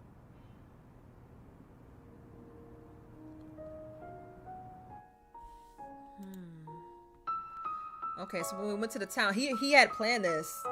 He had planned this for the child. Huh. So I wonder how this ties into the gift that we're supposed to be getting from him. There is no moon tonight, and the stars scattered across the night sky are like glimmers of light on the dark river surface. I sit by the riverside to recall the events that unfolded in the room. The toxins in the juice can temporarily numb his senses, so he won't be in too much pain. That's good. Okay. After removing the tumor and surrounding necrotic tissue, mix fine salt and honey. Dr. Zayne. Apply the poultice here. This will help the wound heal. Then use sheep's milk to detoxify him and nourish his body. Zayne's voice was calm and quiet, his movements composed. With his care, the child's pain expression gradually disappeared. He will survive. Yeah.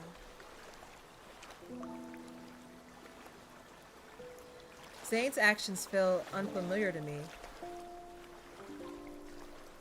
In the depths of my heart, there's always been a faint tremor. It's as if something is about to break through the soil and emerge from the earth. Clean his body every other day, but don't touch the wound. You can feed him more sheep's milk. Zayne gives the Yui to the grateful woman before walking toward me.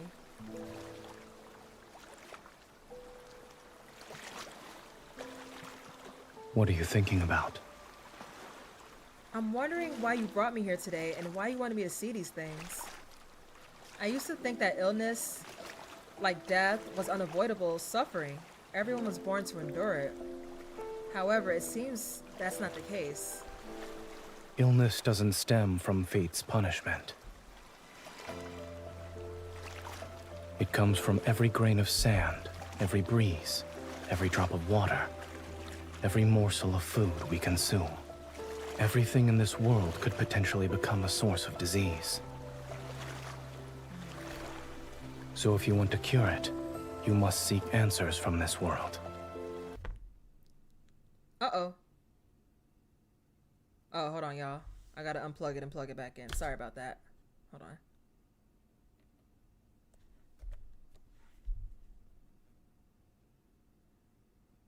What just happened? Hold on, y'all. My bad. Here we go. I blink, unable to fully understand Zayne's words, but the trembling in my heart grows stronger. When you healed that child, you didn't use any divine power. That means healing can be accomplished by ordinary humans. Your people possess wisdom. They will do even better. He turns his palm over, and the Angerus fire materializes in his hand. Guided by his fingertips, a thin, slender, golden thread is slowly drawn out from within it. Give me your hand. This is my gift to you. What is it? The winding, golden thread extends into my palms and touches the crack. Your gift has a name. The Principles of Medicine. This is my gift. When the golden thread intersects with the crack, a brilliant radiance suddenly spreads across what? Tell me. Spreads across my vision. Okay. What do you see? I see a vast expanse of flames. The people of Neavia have lit bonfires. Listen carefully. Why are your people no longer cheering? I can't hear their voices. Oh, are they dead? Beside the bonfires lie countless people with agonizing faces, similar to that dying child's. They're convulsing, struggling, bleeding from their bodies. Black clouds buzz and writhe around them. They're pulling torches from the bonfires to cast after those black clouds. Then they set them ablaze. The crimson flames ignite the black clouds, and they soar and shriek as they rush toward my divine tower. The falling sparks transform into flames that lick the hem of my what? That lick the hem of my dress. I stumble backward and fall into the embrace behind me. Don't be afraid. Look down at your feet. I lower my head and see countless newborn green plants growing. They wrap themselves around the steps and cover the raging sea of fire.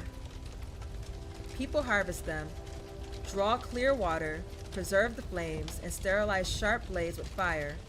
They do it in the same way Zayne did. All of this, everything you see, you can call it medicine. It's a tangible form of the principles of medicine. Knowledge meant to heal diseases and recover from plagues.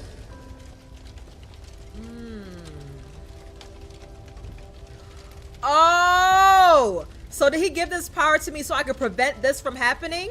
Or this gift to me so I could prevent whatever our Neavia's fate was? I could prevent that from happening? Is that what this is? From now on, your Niava will never again be driven to desperation by disease. Aww.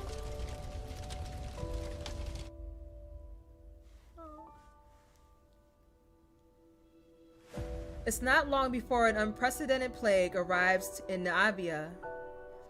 I taught these principles of medicine to Samira in the form of a divine prophecy. Smell you later, bestie. Soon the suffering people lit fires, killed insects and flies, gathered unfamiliar plants they had never seen before, recognized, and consumed their extracts. They began to ask about how the blood in their bodies flows, why their hearts are able to beat, and how their bones support them. The looming shadow of disease gradually fades from Neavia. Wow. Wow. After that, Zayne gave me more gifts. Iron casting, metallurgy, water management, land reclamation, calendars, mathematics. Each gift ultimately made life more vibrant through people's wisdom. The city-state grew stronger, and my Niavia achieved a glorious prosperity that filled me with joy. The crack of my palm had also faded considerably. Wow, he went all out for us. In the plaza before the Divine Tower, a massive statue of the goddess stands completed. The crowd burst into enthusiastic cheers and cries of admiration. We crafted her body from precious lapis lazuli and traced her features in gold. Aww. Please convey our most devout love to the goddess of Niava. I have heard her response. She likes this gift. May her majestic radiance and glory be everlasting. Aww, this is nice. And may she grant Niava eternal prosperity and splendor. I like this. Samara and I stand amongst the elated crowd. We smile at each other. And may this statue, like your appearance, never be touched by the erosion of time. Samara seemed to have already guessed my identity, yet she never says it outright. I pretend to not notice her assumptions. Samira, no one can escape time's gaze. Then, I hope that in the days to come, your smile will remain just like it is today. Oh, this is nice. They're about to tear me apart. I can already feel it. I touch my cheek beneath the veil and subtly clear my throat to suppress my smile. So, the man who troubled the goddess gave her his heart? Yeah, pretty much. Why are you always thinking about matters of love at the ruler of a nation? As a ruler of a nation. Love brings happiness and fills people with longing and fascination. That's what makes our goddess shine with joy. I know, this is very very suspicious. Under the bright, radiant sun, everyone is dancing and singing. Rutama and Ingra flow endlessly, and the bountiful harvest will fill the spacious granaries. No, I hope not. The city walls made of lapis lazuli and glazed stone become more magnificent, and the poet's melodious songs travel with ships to distant lands. I gaze toward the top of the Divine Tower. I know Zayne is also looking at Niavia, at me. Ready to wave at him, I raise my arm. I knew it. We called it. We called it. We called it. It was way too, it was too happy, bro. A sharp pain spreads from my palm and accompanies my entire body. An ominous premonition immediately wells up in my heart. I open my slightly trembling palm. The crack that had been troubling me turned into an open wound. Oh, God. Just when you can never trust, when there's a myth, you can never trust when things are too happy.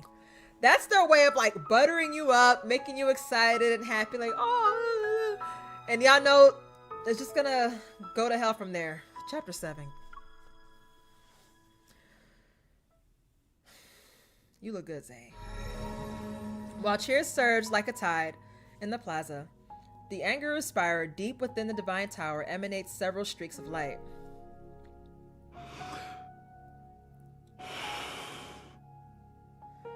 Zayne holds a fractured protocore. The monster that had been entrenched at Utrama dropped it. At the time, he followed the Angaru spire's divine guidance and traveled to Utrama's source to destroy the magical array he had once created there. Unexpectedly, the array originally meant to separate two realms had transformed into a massive monster after accumulating energy for countless years. If I don't destroy the remaining magical arrays, she and Niava will face an even greater disaster. But that would be the herald of an even swifter farewell.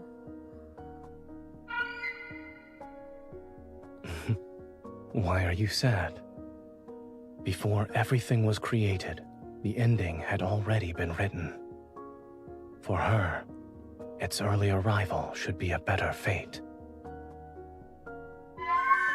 The golden answer softly calls out as it flies away from Zayne's finger. It once again disappears into the Angerus Spire's rotating ring of light.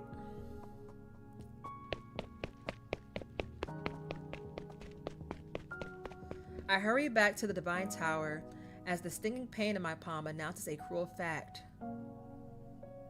The gifts that Zayne gave to me, which were actually facets of a civilization, did not change Neavia's path towards destruction. But, at least he tried though. Aw. Damn, he was the one that was like, oh, you shouldn't tamper with fate. He tried. Oh my god, I feel like there's gonna be some consequences for that. Besides, didn't you say that you wouldn't let Neavia be destroyed? Can I assume that the end you see isn't necessarily set in stone? I'll have to be more careful with my words when you're around.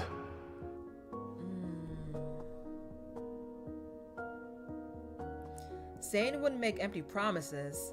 He gave those gifts to me because he had a plan. Zayne, what do you intend to do? My intuition tells me Zayne won't say anything, so where will I find the answer to this mystery? The golden Anger's call passes overhead. Following its shadow, I spot the Angerus Spire in the distance. The mark on my palm appeared after I accidentally entered it.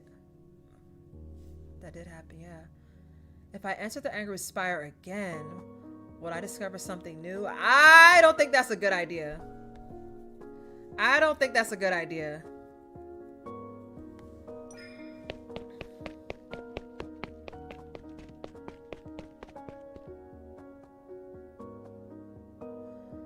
I failed to enter the Angerus Spire. An invisible barrier blocks my path, and the runes that appear on it bear the same pattern as Zayne's golden ornament. Perhaps I need to obtain the key that opens it from Zayne. She's too curious, bro. I feel like this is not good. The following evening. Hug him. Yeah, give him a hug. What are you doing? I wrap my arms around Zayne's shoulders and see him holding a reed pen.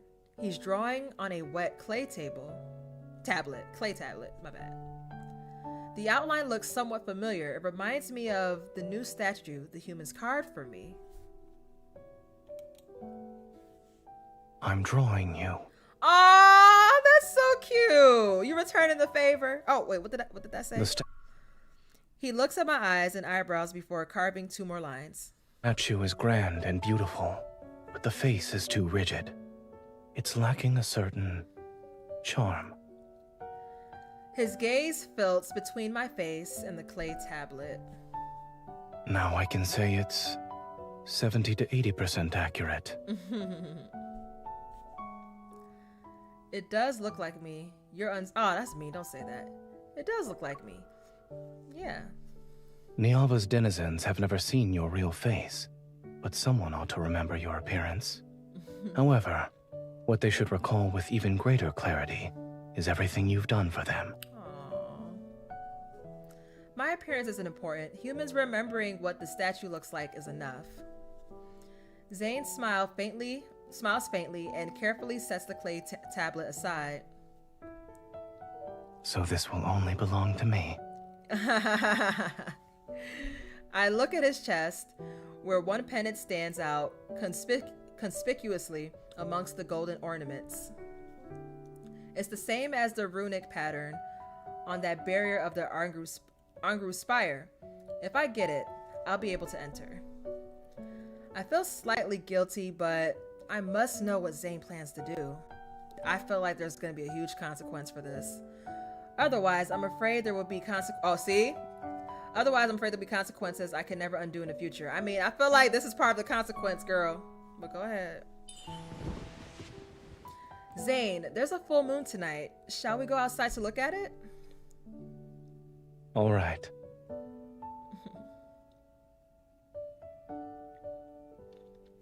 Aw, this is a nice little setup. The moonlight is hazy, far away from the... Whoa. Why did that just happen? Okay. The moonlight is hazy, far away. The sound of singing and dancing from the city can still be heard, but they quickly fade into the night wind and soft chirping of insects. That was weird. On the terrace of the Divine Tower, I arrange the food I brought from the market on the table and sit down next to Zayne on the right in bed.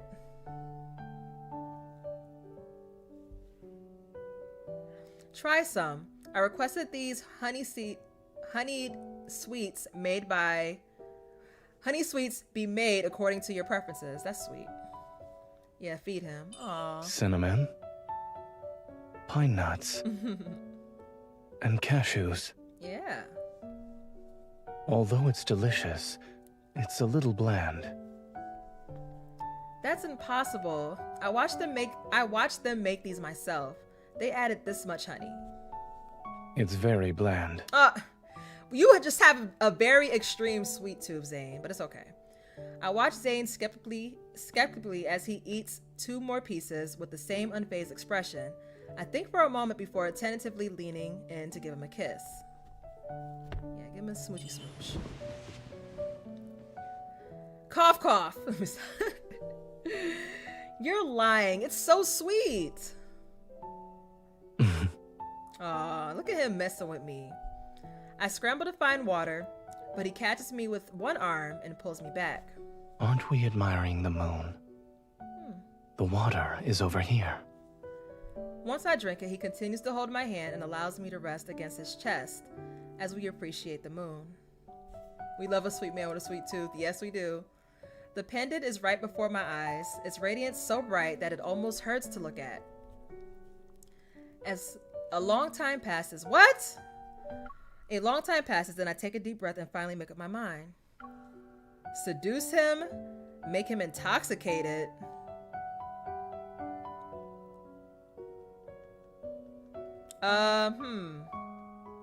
Intoxicated in what way? What does that mean?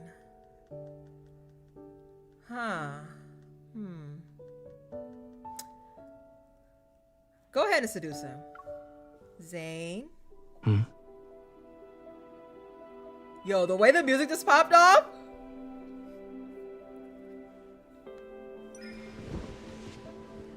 The moonlight is beautiful. Wouldn't it be a bit of a waste if we didn't do something? He's caught off guard. I am too. What? His gaze drifting to the places my clothing conceals. Your body is... Does it only have to be when my body is on the verge of collapse? We're outside. I don't give a fuck. Let me stop. I don't care. Let me stop. The Divine Tower, and I'm flustered already. The Divine Tower in its entirety is mine, and you also belong to me. Does it matter?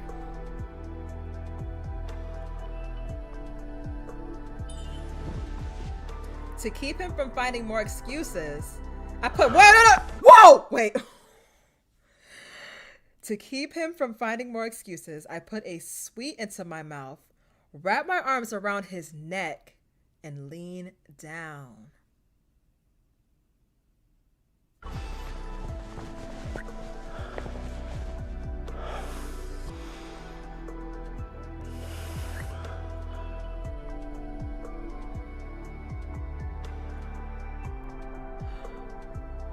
You see him sweating?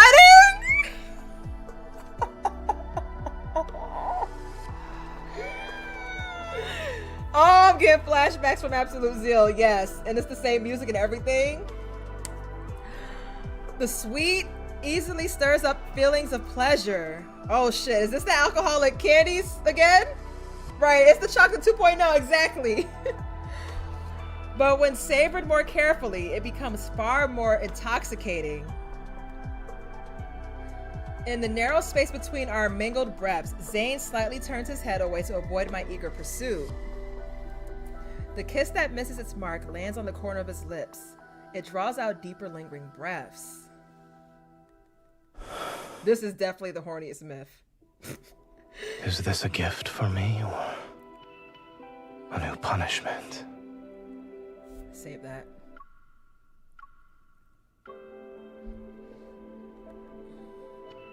I lower my head and rest my cheek against Zayne's shoulder. Look at him, bro. Get a picture of him like this. Hold on. Look up again. Yeah, okay. My lips touch the spot where his heartbeat pulsates against his neck. With every syllable, I can feel his skin become damp beneath my breath. Do you want me to stop? MC! Right, did they? What was in that honey? I should not, but my heart doesn't want to. His arms that are wrapped around my waist tighten. Silent waves surge and churn in his eyes. They scattered with the fine golden flecks from the candlelight. Kiss him. Yes, go. Come on.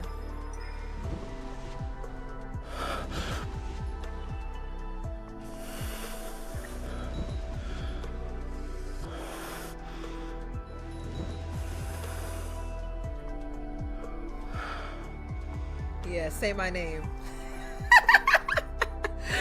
My name, held between his teeth, melts faster than the sweet on our lips and tongues. In every timeline, Zayne hates Karis and is a horny drunk. Literally. After helping Zayne settle into a comfortable position, I carefully remove the pendant and approach the angry spire. Damn, so this is how we acquired that? It operates silently. I look up at it, but I hesitate because I realize I'm about to see a truth. Uh-oh, here we go. Perhaps I'm overthinking this. I shouldn't have deceived Zayne. I know. I mean, it was kind of worth it though. No, I must know Zayne's true purpose. Even if the consequences are terrible, I'm willing to bear them. This is where we be fucking up. Enter. Come on. When the pendant touches the runes, golden flames spread out from the angry spire and envelop me. Uh-oh. My vision blurs, my consciousness falls before the golden light, and the cracks of the world open before my eyes.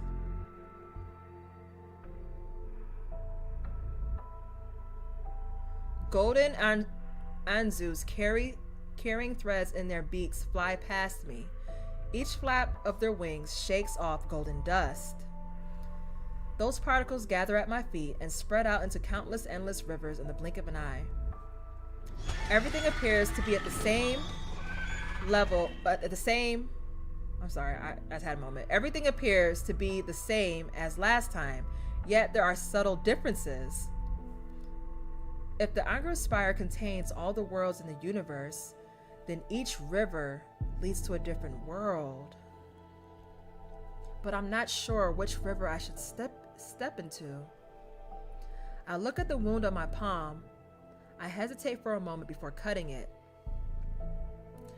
As fresh blood seeps out, one of the golden Anzus turns toward me. The river it guides also pauses for a few moments. It's that one! Step in, girl. Right into your death.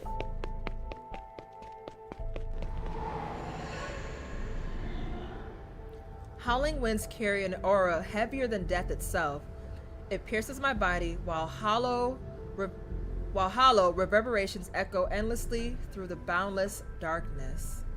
Between jagged mountains ridges, a massive stone gets blocked the winding gravel path before me.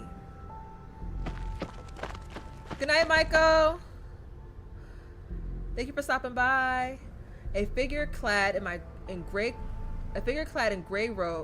robes materializes before me. After circling for a moment, the golden Anzu lands on his shoulder. Deity who has trespassed into Everlost, listen to the Gatekeeper's counsel. Your footsteps can go no further. Ooh. I seek whatever lies beneath this stone gate. Please don't block my path. He looks at the pendant I have. It's light now. Dim. You're not the first deity to set foot here. Uh-oh. But Everlost shows no mercy to visitors. Everlost? Ever? Are you referring to the owner of this pendant? His divine miracles once shook this realm. Zayne has been here. His power has grown weak, and that supreme god is about to meet his end. Oh no. Unable to tell if my thoughts were frozen from shock or from the cold, I hear my own stiff voice. What brought the god here? Beyond the 7 gates, a stone was nestled in the Netherworld's bosom. The Creatio Stone. It could create life and resurrect the dead. Does that mean... It rested in an eternal slumber until that god took it. So, we did die earlier. Did he use that to resurrect us? Creating life, resurrecting the dead. What did he do with that Creatio Stone? Oh. As soon as that question leaves my lips, a truth vaguely reveals itself in my heart. Only a divine soul of a certain weight can resonate with it. Goddess, who bears the aura of the Creatio Stone. Damn. Have you already forgotten the eternal realm's bone-chilling cold and darkness? That is where the dead slumber.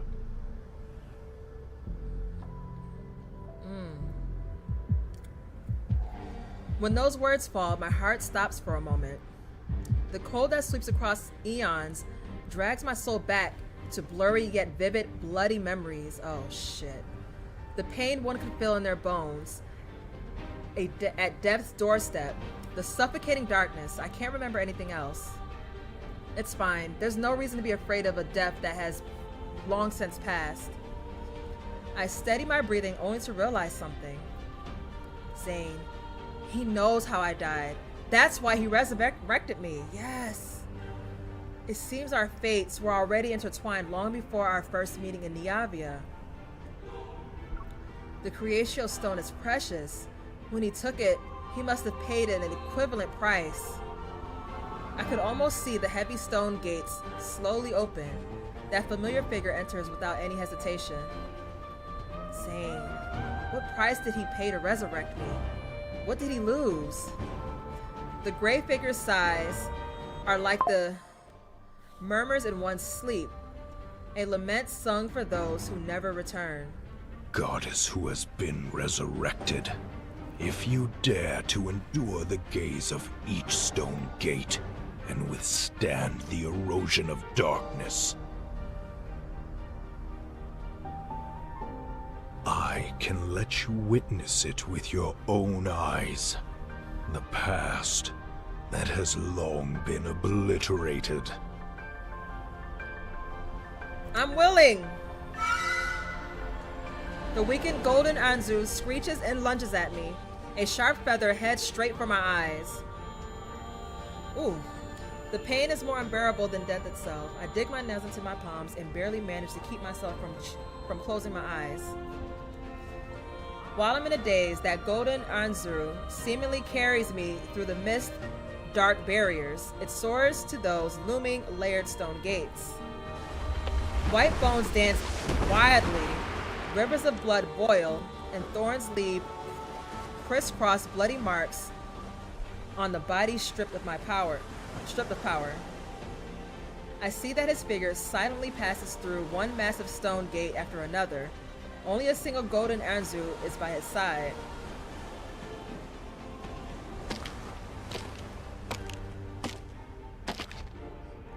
Warm blood splashes onto colorful flowers that rests on the countless bone fragments beneath his feet. It's quickly absorbed. Countless greed whispers echo around his ears. They wait for the moment he falls so that they can devour him. Oh no. No! Oh god, I can't do this right now. Zayne? You shouldn't have followed me here. My power is about to be consumed by Everlost. Leave. Before you're also devoured. Don't go any further. It's as if my spirit possesses the bird by his side. The words I speak transform into shrill bird's cries. I'm unable to stop him. Zayne looks at the void. Not far off, a brilliant yet ice-cold lapis lazuli sits on one end of the scale forged in gold. It weighs the scale down while an empty pan on the other side waits. That's the Creatio Stone. He steps forward, his slightly trembling fingers reverently caressing it. Once again, eerie whispers arise. The voices don't belong to a single soul, yet there's seemingly an echo of every spirit between heaven and stone is heaven and earth. Okay. Who is that? extraordinarily heavy.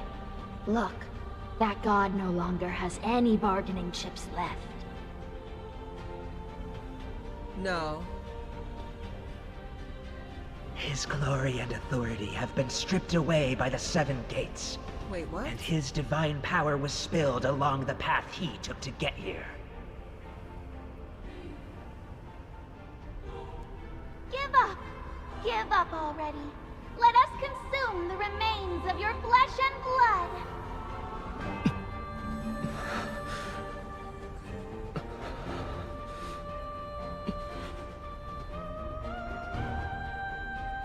His remaining power coalesces in his hand. He places this faint glimmer on the other side of the scale, yet the beam doesn't bulge. It's not enough. It's not enough. Nothing is more precious than the Creatio Stone. Ugh! Who is that? Oh god.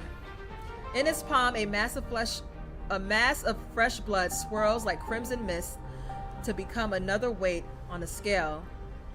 The golden beam tilts ever so slightly before returning to its original position. That's enough, Zayne! Literally sacrificing himself for this stone. My words can only become the Angel's mournful cries. What? Then his hand moves to his own heart. Oh.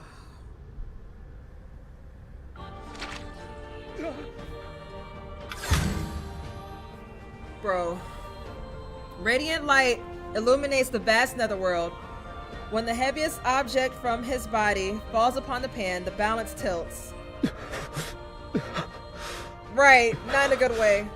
I shall exchange this. Your heart? For the Creatio Stone. Oh my god.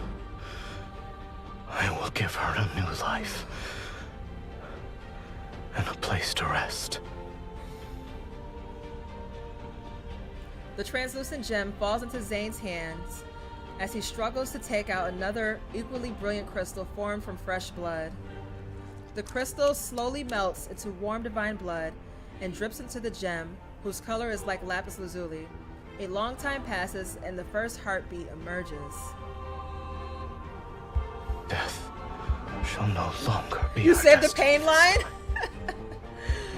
I ain't gonna lie, I was thinking about saving it, but damn. Oh shit, what just happened? Oh, I missed. What? Oh man. Here comes the angst. Chapter 8.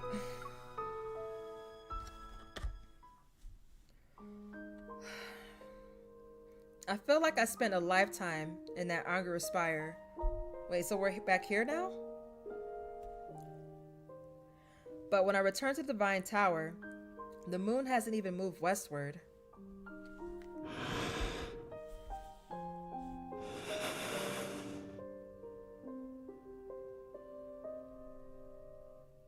Carefully placing the pendant back, I can't help but gently smooth his slightly furrowed brow. Ebony. He gave everything he could give us to secure a future where I could survive, to construct a world where I could find shelter. He went out of his way. Now, this world is in danger, and I will perish along with it. I'm certain he shall pay another devastating price to save me. I used to be sad before. It seemed like you didn't care about me and wanted to do everything that could make me angry. But now, Zayne, I regret it.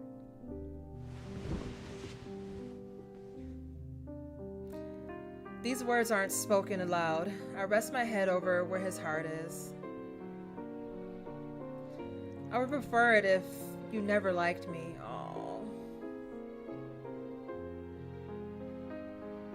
I'll stop you this time. I will face my fate, Niavia's fate, on my own.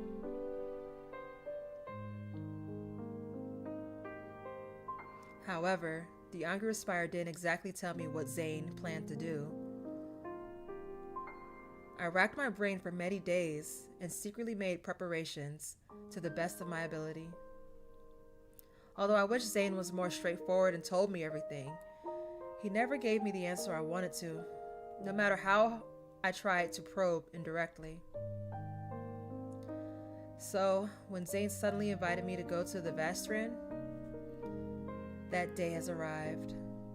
A premonition of separation and indescribable melancholy welled up in my heart, but I put on a carefree smile. All right, let's go.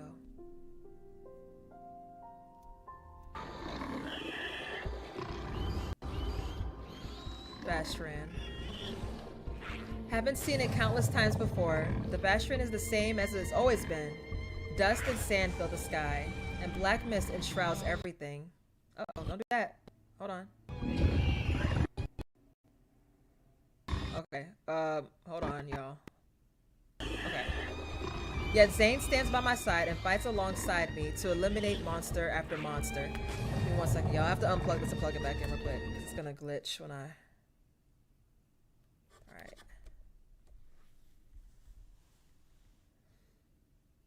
There we go.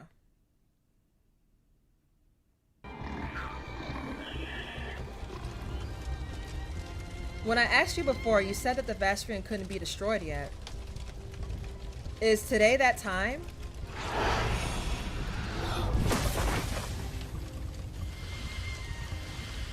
A monster is destroyed because of Zayne's attack, and he turns to hand me a what? When you fought the... Turns to hand me a strangely shaped crystal. Okay. Monsters here before. They'd always come back, yes? Correct, but they're dissipating now. It's because their protocors have exhausted the last of their energy. I take the crystal from Zayne's hand. He said that the protocors are these monsters' hearts. Even though it looks as brilliant as a gemstone, it brings disaster. It isn't merely a harbinger of catastrophe. Its true potential lies beyond that. But for now, Niava in its current state cannot utilize its true purpose. Must I wait for another time? He doesn't answer me again. I take a deep breath and channel the small flame of frustration rising in my heart into my sword. I slash the next monster.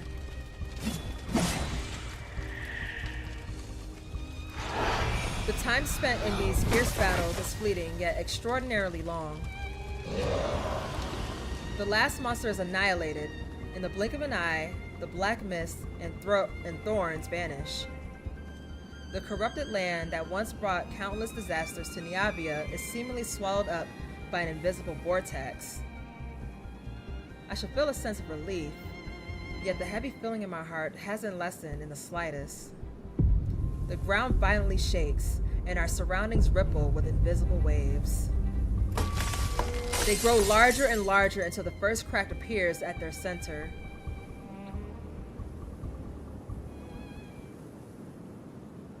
What is this?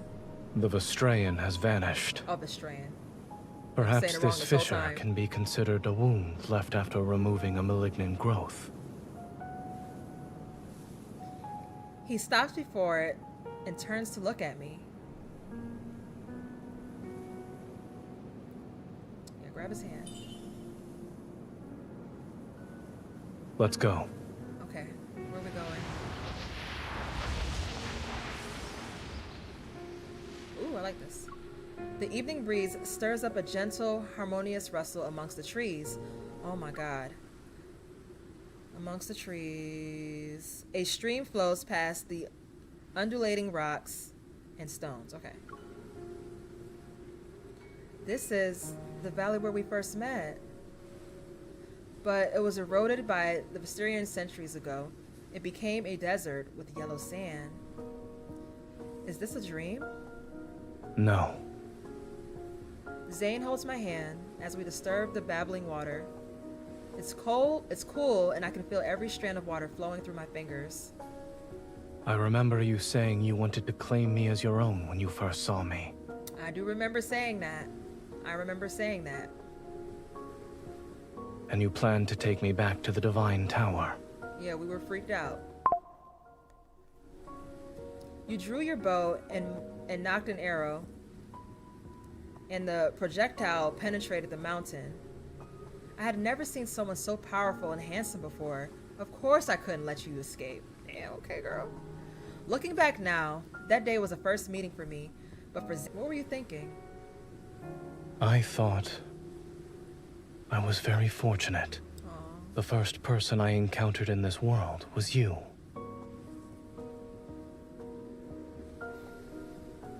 Was seeing a beautiful goddess fall from the sky an unforgettable experience? That beautiful goddess was preoccupied with gawking at me.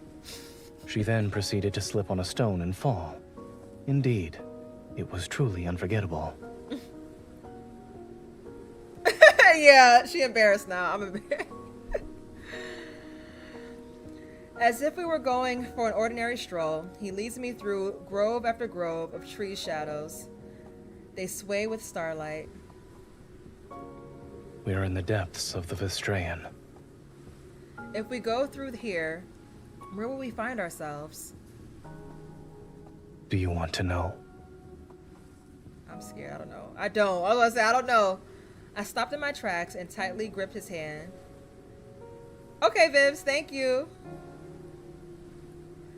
If we reach the end of this world, he might leave me. I want to stay here. I don't want to go anywhere.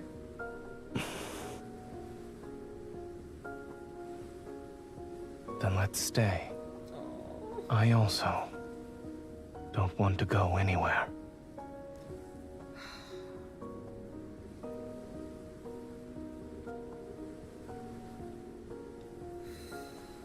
The passage of time becomes insignificant. If we desire to see the sunrise in the sky, daytime descends. If one wished to see the stars, the sky would become black, a black expanse covered in specks of light. There are mountains and rivers, lakes and streams, green meadows, flowers, plants and trees, and even houses. I'm still trying to use every possible method in our brief time to hold on to Zayne. I attempt to glean any hint or clue from his words. But he continues to look at me with his calm, gentle gaze. He doesn't say anything.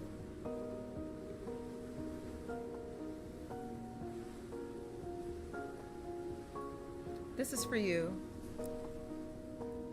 I place a clay figurine made from river mud in front of Zayne. So that's why you were digging up mud by the river for several days. He takes the figurine and examines it carefully. Is this me? It resembles you, no? This is the most handsome one among all the clay figurines I've made.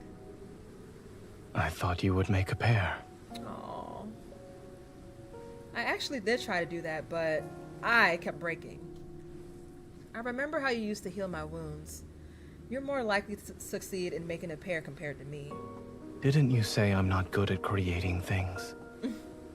But you're still constantly trying to fix everything, whether it's me or Navia.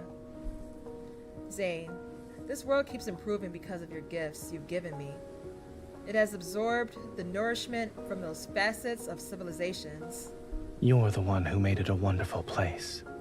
Yeah, but it was because of your help, though. This world will no longer need Zayne. No, don't say that. I need you. But I need you. I need Zayne.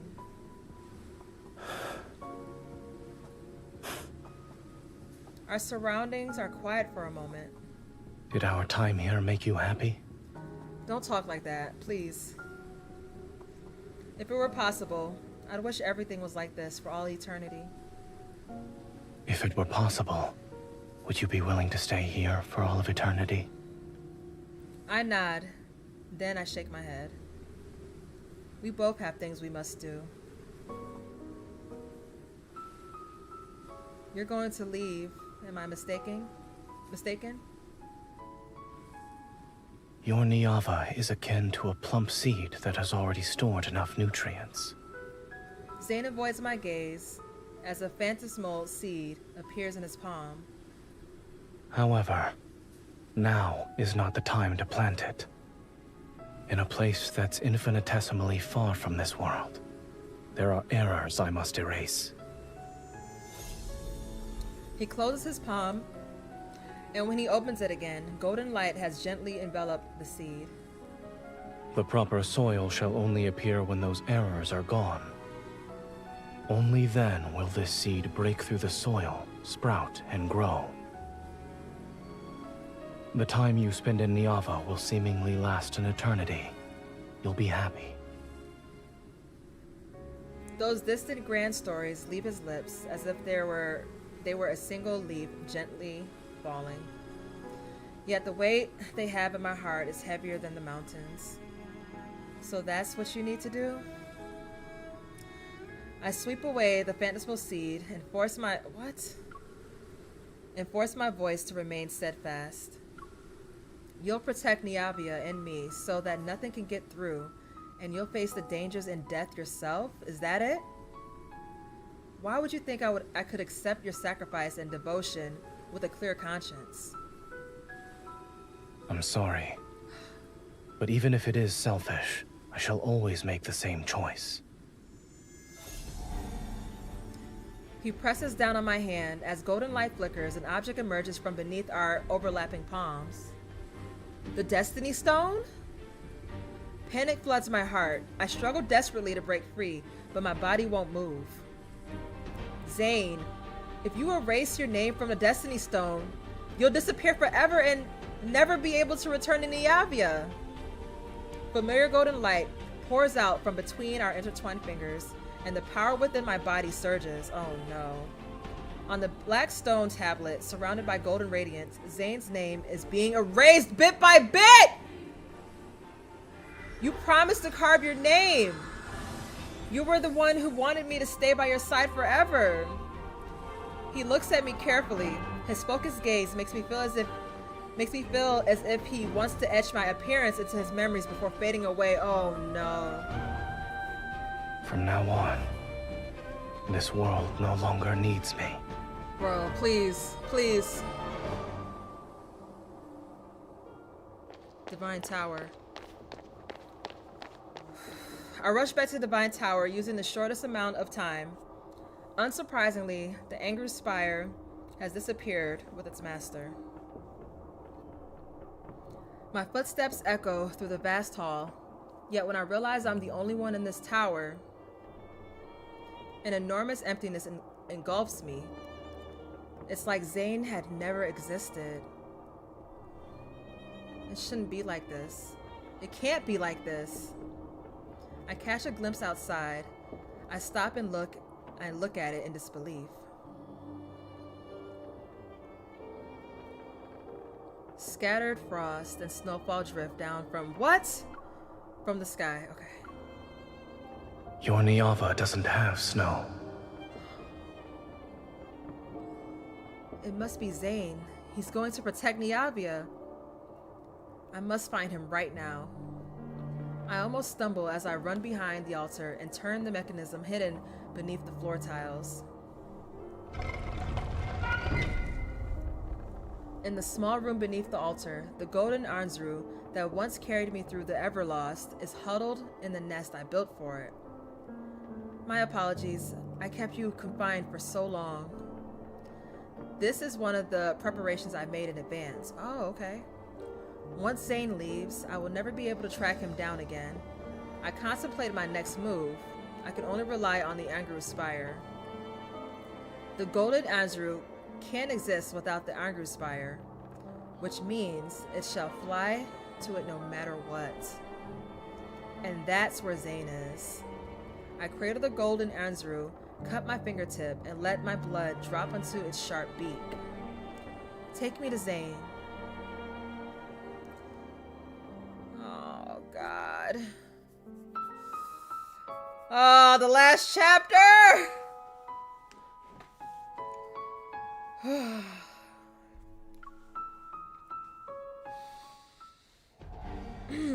Golden Anzrus are born from Zayne's power. Regardless of his current location, every bird can sense his presence. The bird I brought back from Angeru's Spire staggers before flapping its wings. It flies towards the depths of the tower. Alright, follow the bird.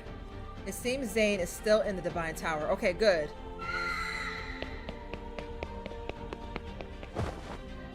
When my foot touches emptiness, the sensation of weightlessness follows.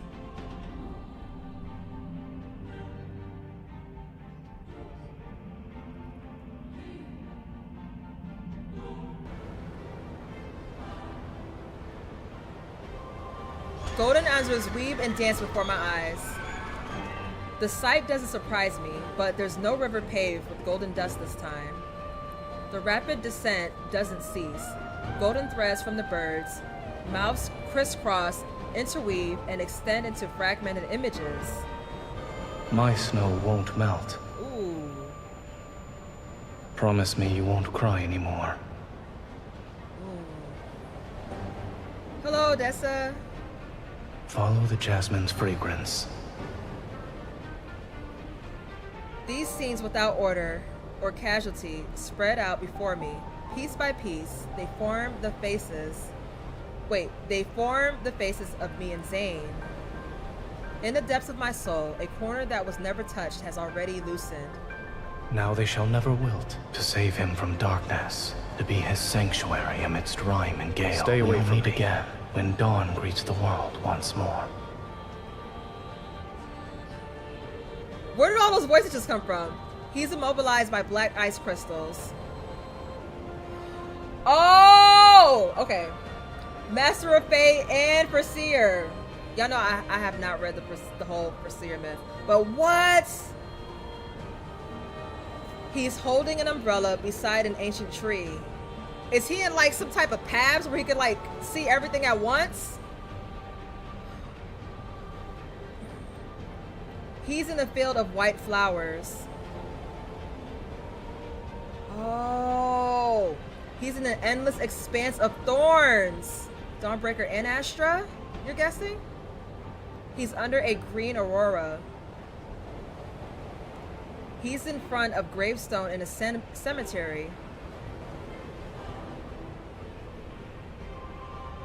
These fragmented images flash rapidly before my eyes. Each one comes to an abrupt halt at yet another farewell. The golden Anzrus bound to these broken scenes let out shrill cries of sorrow before fading away. My eyes burn, ooh, that ringing, and the tears that scattered are swept away by the falling wind. That's me and Zayne. Okay. That's me and Zayne. This is our past, or perhaps our future? Oh!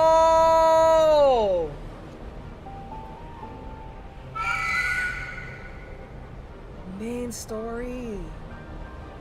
Main story moments. Okay. One end of the golden thread is suddenly placed into my hand. As if being held up by a pair of gentle hands, I slowly stop falling. Meanwhile, the golden Anzru that brought me here spreads its wings and flies toward the depths of pure white. tightly grasping the golden thread in my hand, a brilliant magic circle slowly materializes in my periphery. He's waiting for me there. If everything I've seen consists of memories of what has happened and what has yet to happen between us, even if every encounter between Zayne and me is destined to be incomplete, I will always go to Zayne.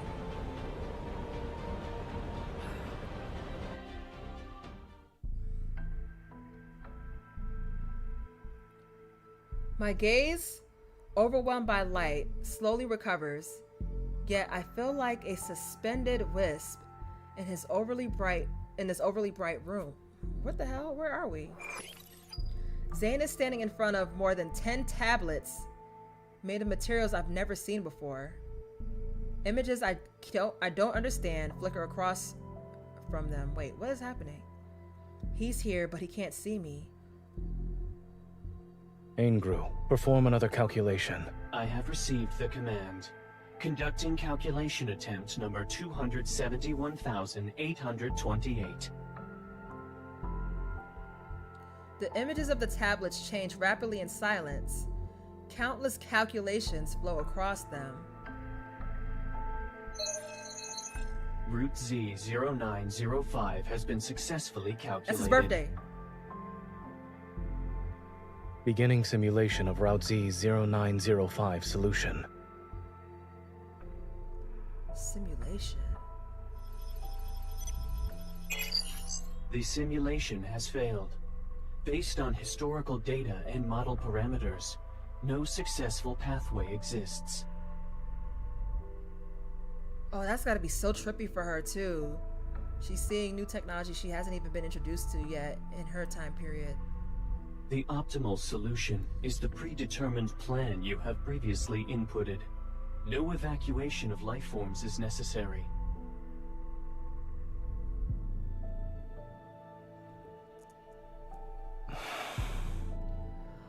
He's trying to find lifetimes where they can be together. Oh my God, and he did that over 200,000 times. No, that makes sense. Wow. Damn. The 271,828th calculation has been completed. All pathways converge on the same result. The margin of error is 0.00000000001%. And he gonna keep trying to get to that 0.001%. Oh, or where she can live without dying. Oh no. What? Should I flag the fatal flaws in this pathway?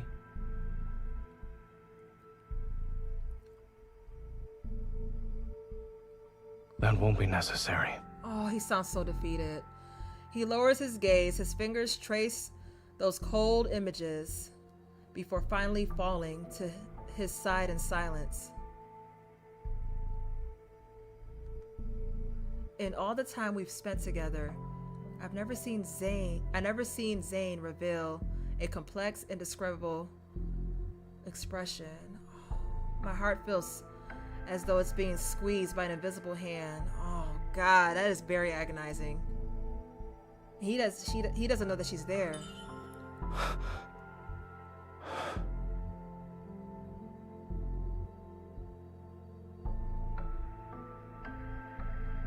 What?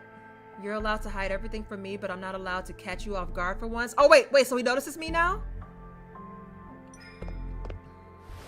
Zayne, you're a...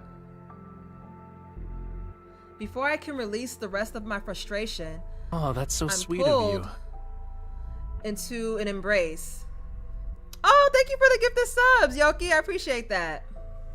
Oh, that's so sweet of you. That's so nice. You shouldn't have come here.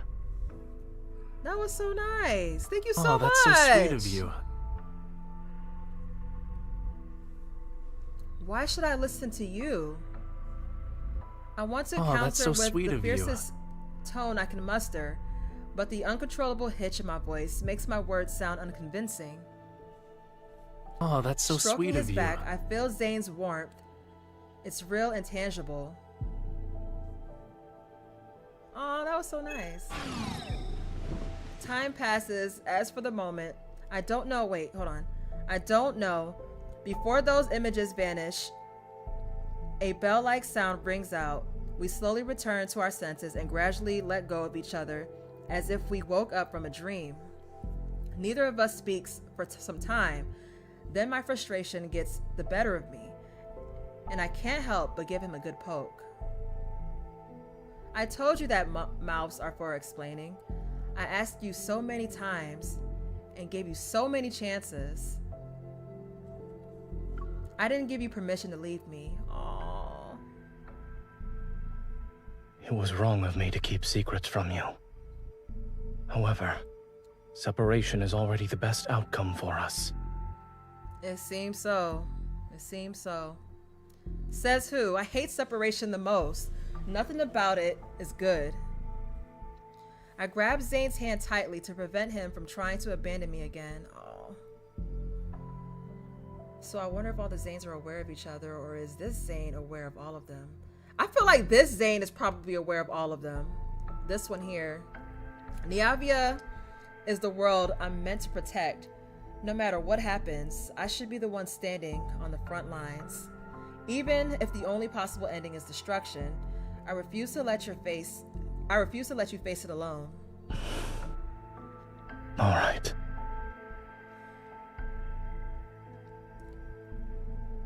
Then stay here with me. Maybe he's like the Zayne? Are these the errors you mentioned? The ones that need to be erased? It's not just these. Zayne traces a faint pattern in the air. 2 circles, each a different color, yet partially overlapping, immediately appear. This world exists separately from Niava, but both coexist within the same universe. The fate of destruction has already descended here. It won't be long until it has no connection to Niava. He cuts through the boundary connecting the 2 circles. The black circle gradually disappears without a trace. Only the golden circle is left behind. Thus, the last connection between Niava and this world will be severed like that.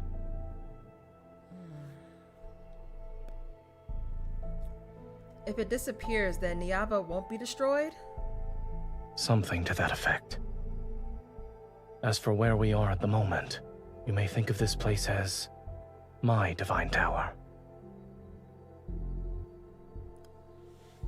You're not just a god in Niavia, you're also a god here. The ground beneath our feet shakes without warning. Sounds akin to rumbling from underground echo from outside the room. Be careful. When Zayne pulls me to the side, the shaking stops. Is your divine tower collapsing? Yes. This place is already in ruins. It could collapse at any moment from those kinds of tremors. Is it because we showed up and we like made our presence known there? Because he's been there for who knows how long. We hurry out of the pure white room as the sound of the breeze and cracking echo behind us.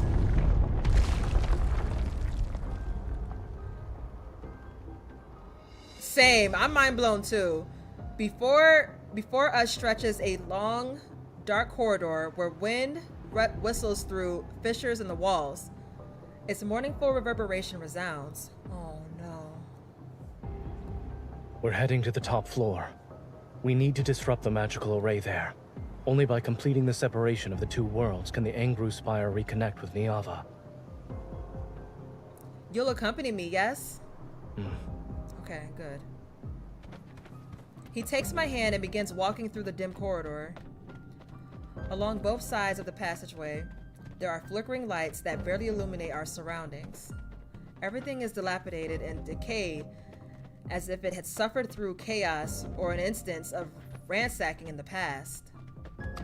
I don't know what my foot touched, but the wall in front of me suddenly flashes with scenes I've never seen before. My lord, why do you no longer show us mercy? You have already seen us in the ruins. If even you have abandoned us, then is there anything left for us to believe in? Are we not devout enough? Have you decided to stop answering our prayers? Save me. Oh my god. My lord, I don't want to die this is like deja. I feel like Zayne constantly has to go through this. In every lifetime. The sounds from the images of the wall reverberate against my eardrums. Shocked, I grab Zayne and stop in my tracks. It reminds me of like the Dawnbreaker branch story stuff. All those angry, desperate, anguished faces turn toward the same person.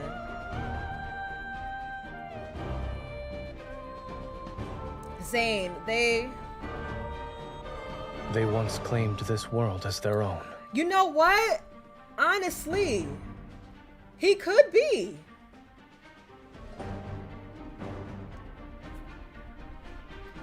There are more secrets hidden behind his straightforward words, and the fragmented light casts shadows across Zayne's profile. Do you want to continue listening to this story? It might be a tale that will tell me what I've always wanted to know, everything about him. If it's about you, I want to hear it. All right.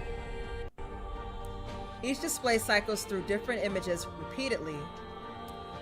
The nearest one shifts. Countless transparent tubes are arranged in neat rows throughout a massive room. All of them have symbols I can't understand. In this world, humans had no names, only numbers.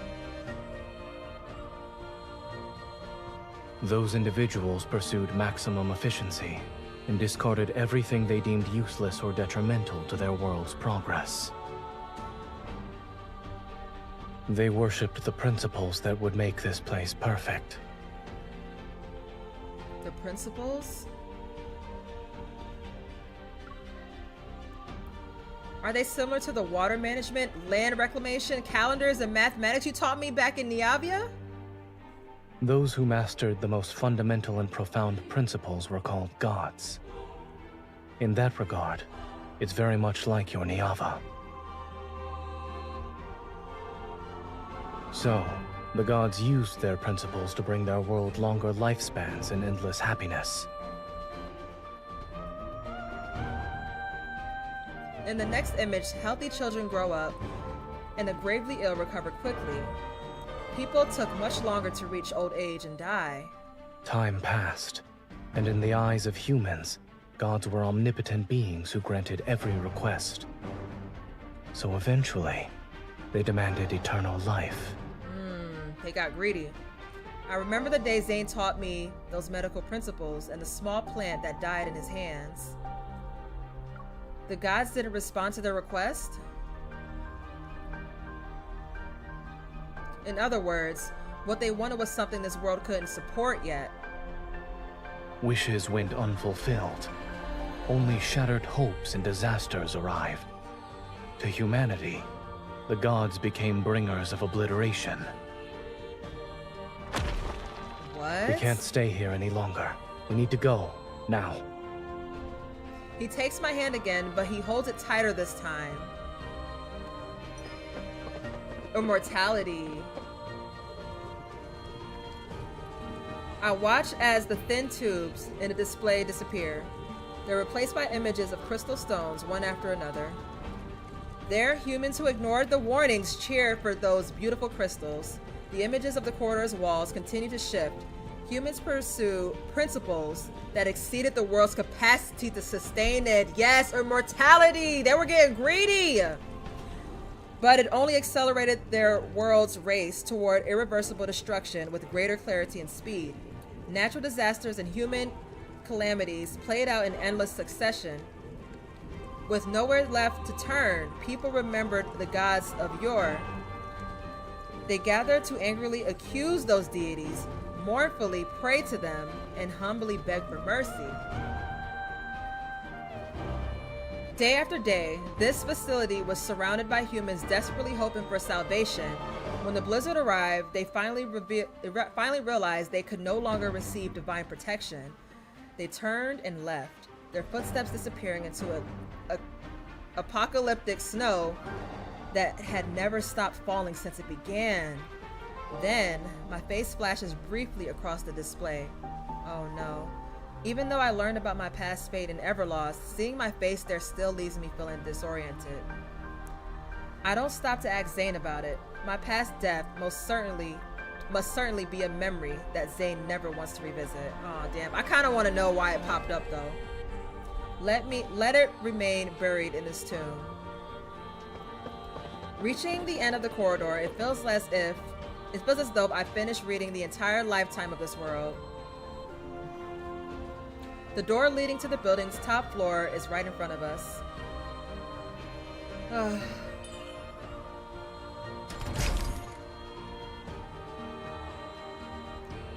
Sounds like modern times, yep. Each society that tried to make always ended in greed. If this place was once the seat of a world's glory, then it's nothing more than a cliff overlooking ruins now. Damn. Heavy snowfall and freezing winds bite into my skin, and I finally see the scenery outside. Jagged, damaged black ruins jut out from the ground like desperate, struggling arms. They pierce the frost and snow that blankets the earth. The world is frozen in deathly silence, and the setting sun beautifully bathes everything in warm hues.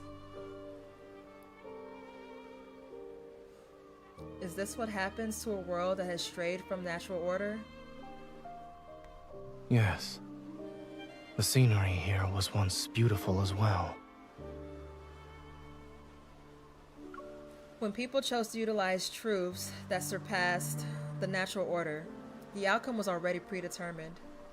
Regardless of whether it's protection or destruction, setting aside these meanings imposed upon itself. Even gods are doing what should be done within laws and the natural order. The trembling beneath my feet continues, but in the blink of an eye, I seemingly return with Zayne to the Divine Tower. In the place we've protected, the waters of two rivers nourish Niavia's endless vitality. When the enormous sun gently sinks toward the horizon, the dry evening wind carries the sweet fragrance of dates and songs from the city's gates. I calculated every possible outcome, but it has already strayed too far down the path of an erroneous natural order. Yeah, over 200,000 outcomes he calculated too. Damn. His calm voice pulls me back to reality. I don't have any regrets. However, within this incorrect order exists a single variable. What is it? Accompanied by a violent trembling beneath my feet, a massive magical array unlike anything else ever seen manifest. This is the final connection point between Niava and this world.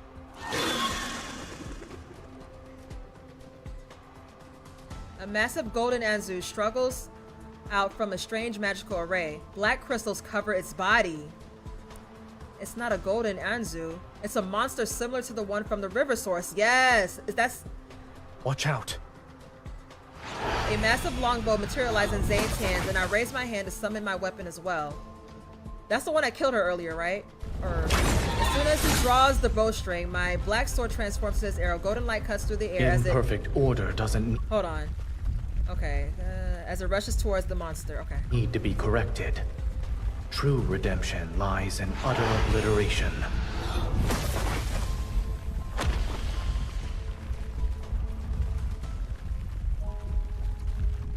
Oh, his theme song.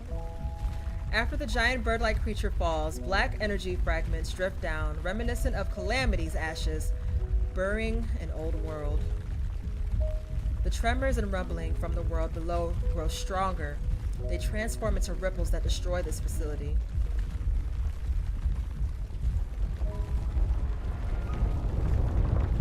Zayne, is it over? Yes.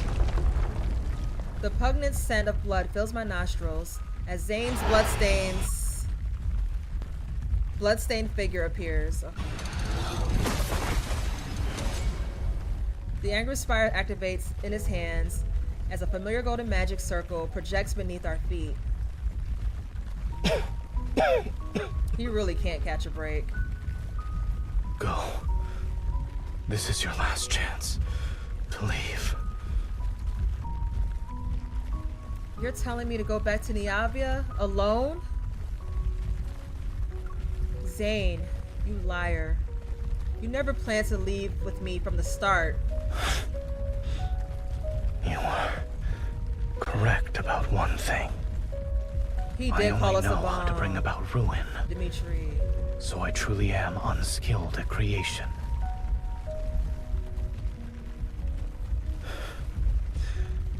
The severance is complete. This world will no longer corrupt Niava, and it won't drag it down into the abyss. After this, your Niava can peacefully wait in the universe. It shall wait for when it's ready to break through the soil and flourish. In this moment, I think I finally understand. Zayne, I'm the variable you mentioned, yes? To be more precise, it is my selfish desire.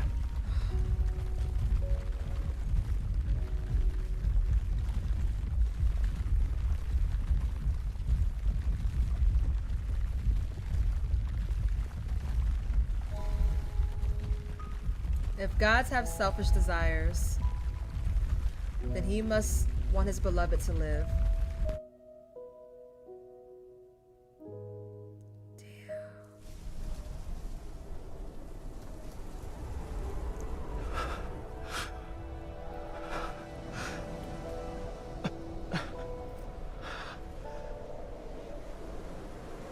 Heal.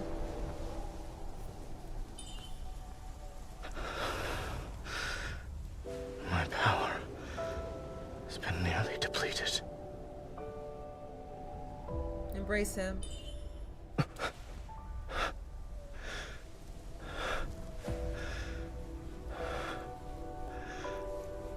Oh.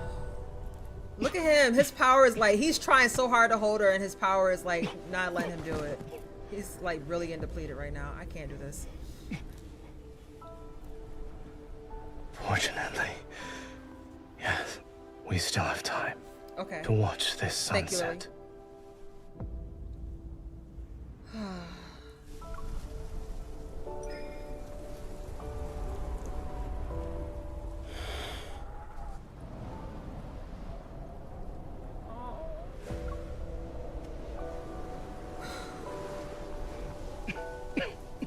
Her voice would be, we need her voice back.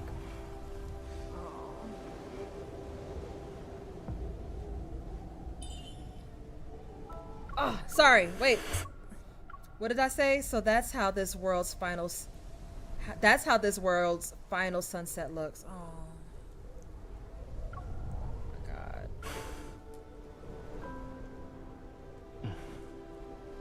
It's very beautiful. Oh God, no. Oh. I gotta get a picture of that though, but damn.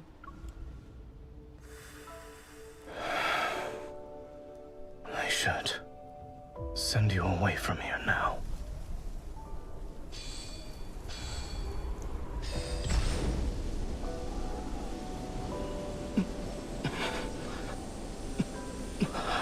I'm gonna get my pictures later.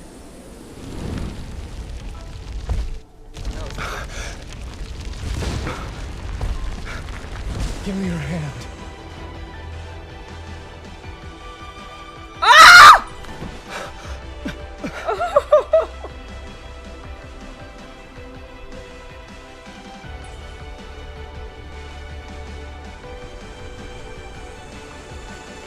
What did I say?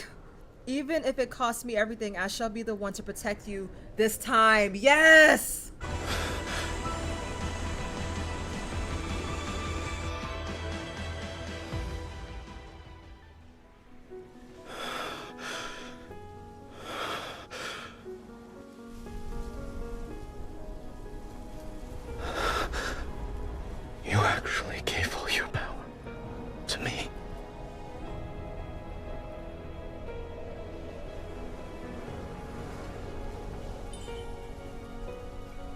What did I say?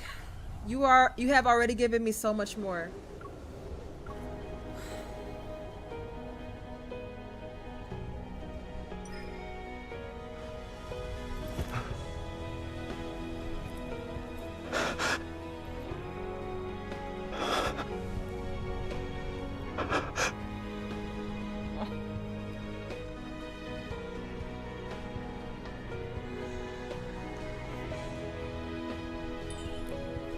Our destiny. Oh, I can't look at his. I can't. Our destinies will intertwine countless times more. I wish our next encounter could find its perfect fulfillment. No, no. Will it ever come true, Zayne? Look at. Oh my God. He is so sad. I can't.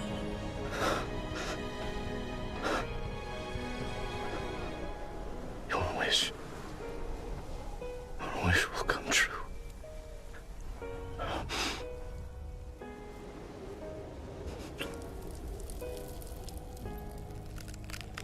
Don't leave me. Oh no! No, I can't. No. No. No. No, no, no, no, no, no, no, no, no. I can't do this.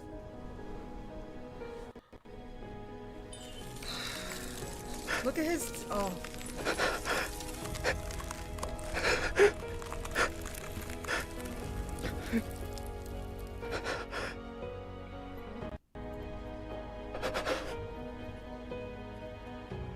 Before the snow stops, I'll wait for our reunion.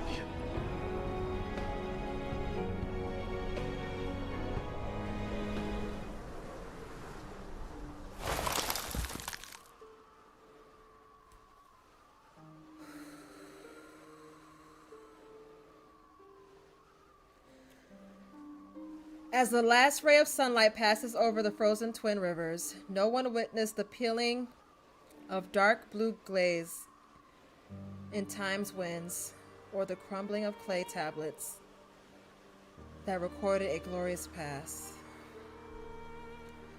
No longer do devout worshippers chant the goddess's mighty name and glory, nor does anyone listen to the loving words the deity whispered into the hidden corners of the universe. Pure white swirls down from above a blanket every sound and breath of life in the world. What was once the goddess has fallen into a silence more enduring than death itself. Within the cold and quiet, she waits for the next reunion with her beloved. At the end of the tower's long staircase, the Anger Spire erupts with a brilliant radiance, and that light instantly devours the goddess' dwelling. The divine tower collapses and shall become one of the countless golden threads within the Anger Spire.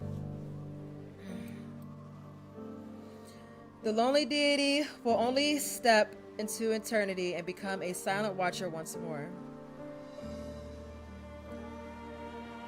Before the blinding white light fills his gaze, he turns and glances upon this world. The golden azure spreads its wings, its brilliant golden feathers transforming in the wind and snow. They become as translucent as ice.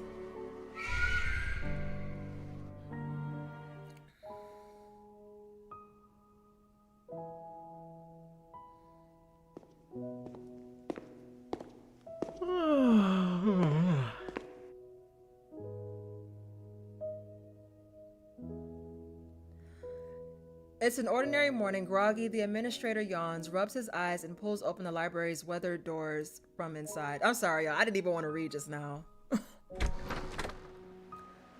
Cold wind seeps through the gap. Caught off guard, he shivers.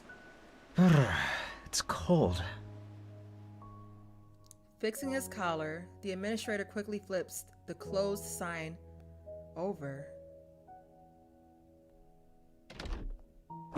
Why is this here? He picks up the old book that somehow fell to the ground, dusts off the cover, and places it back on the shelf. The sound of footsteps fades away, and silence returns to the library. Faint morning light shines along the window frame and touches the organized bookshelves. On a book's spine, a snowflake silently melts.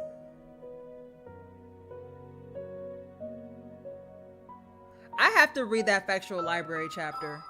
I mean, I have to read that world underneath stuff.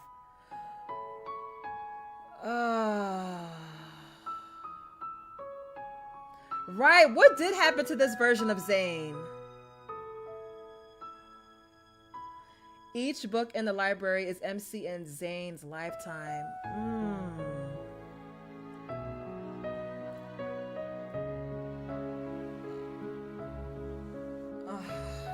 That was tough. That last part was tough. Oh my God.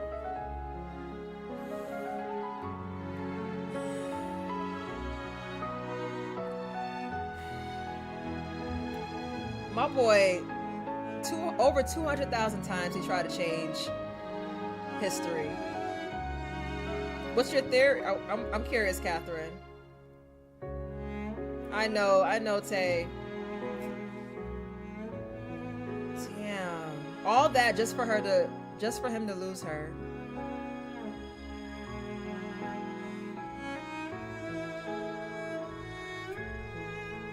Catherine says, the theory is Astra and Zayne are the same being. Astra was once a god who loved a goddess, was shattered by her death, aka us. Yeah, what just happened? From his broken essence, his mortal self, Zayne was born. While she was reborn as a human, both Astra and Zayne loved her, but Astra grew jealous of his own human self, becoming his own enemy. Yet Zayne's love for her never wavered, as eternal as Astra. This is like how Dawnbreaker is envious of current Zayne, since he gets to be with MC. Ooh. Wow, that's a good theory. I'm really starting to believe that Zayne's Astra now, for real. Oh my God, imagine seeing the most stoic character finally breaking. Yeah, that was a tough watch. Petition for a Zayne focused Kahoot game. Yeah, we should I have to find one. Oh my God. That was a tough one, y'all. Oh, we got a new, okay. What is this? Inborn. Yeah, the don't leave me line, yeah. That had me. Damn.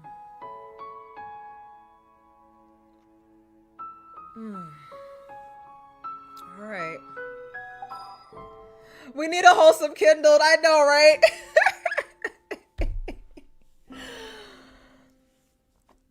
Wow. Wow. Okay.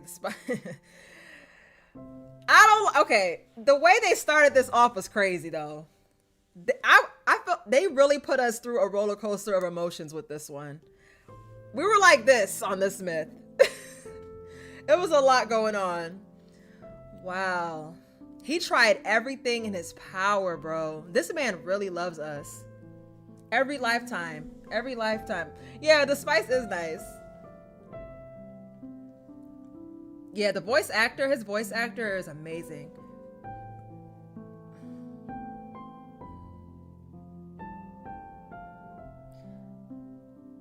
What? Oh God. Why would they do that? The don't leave me line pops up. I don't want to hear this shit. We've been through a lot. I think it's appropriate for this song to come on. Lift our spirits up a little bit. So.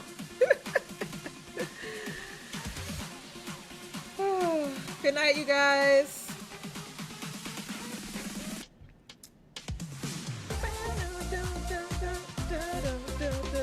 Okay, let me get out of here. Bye, y'all.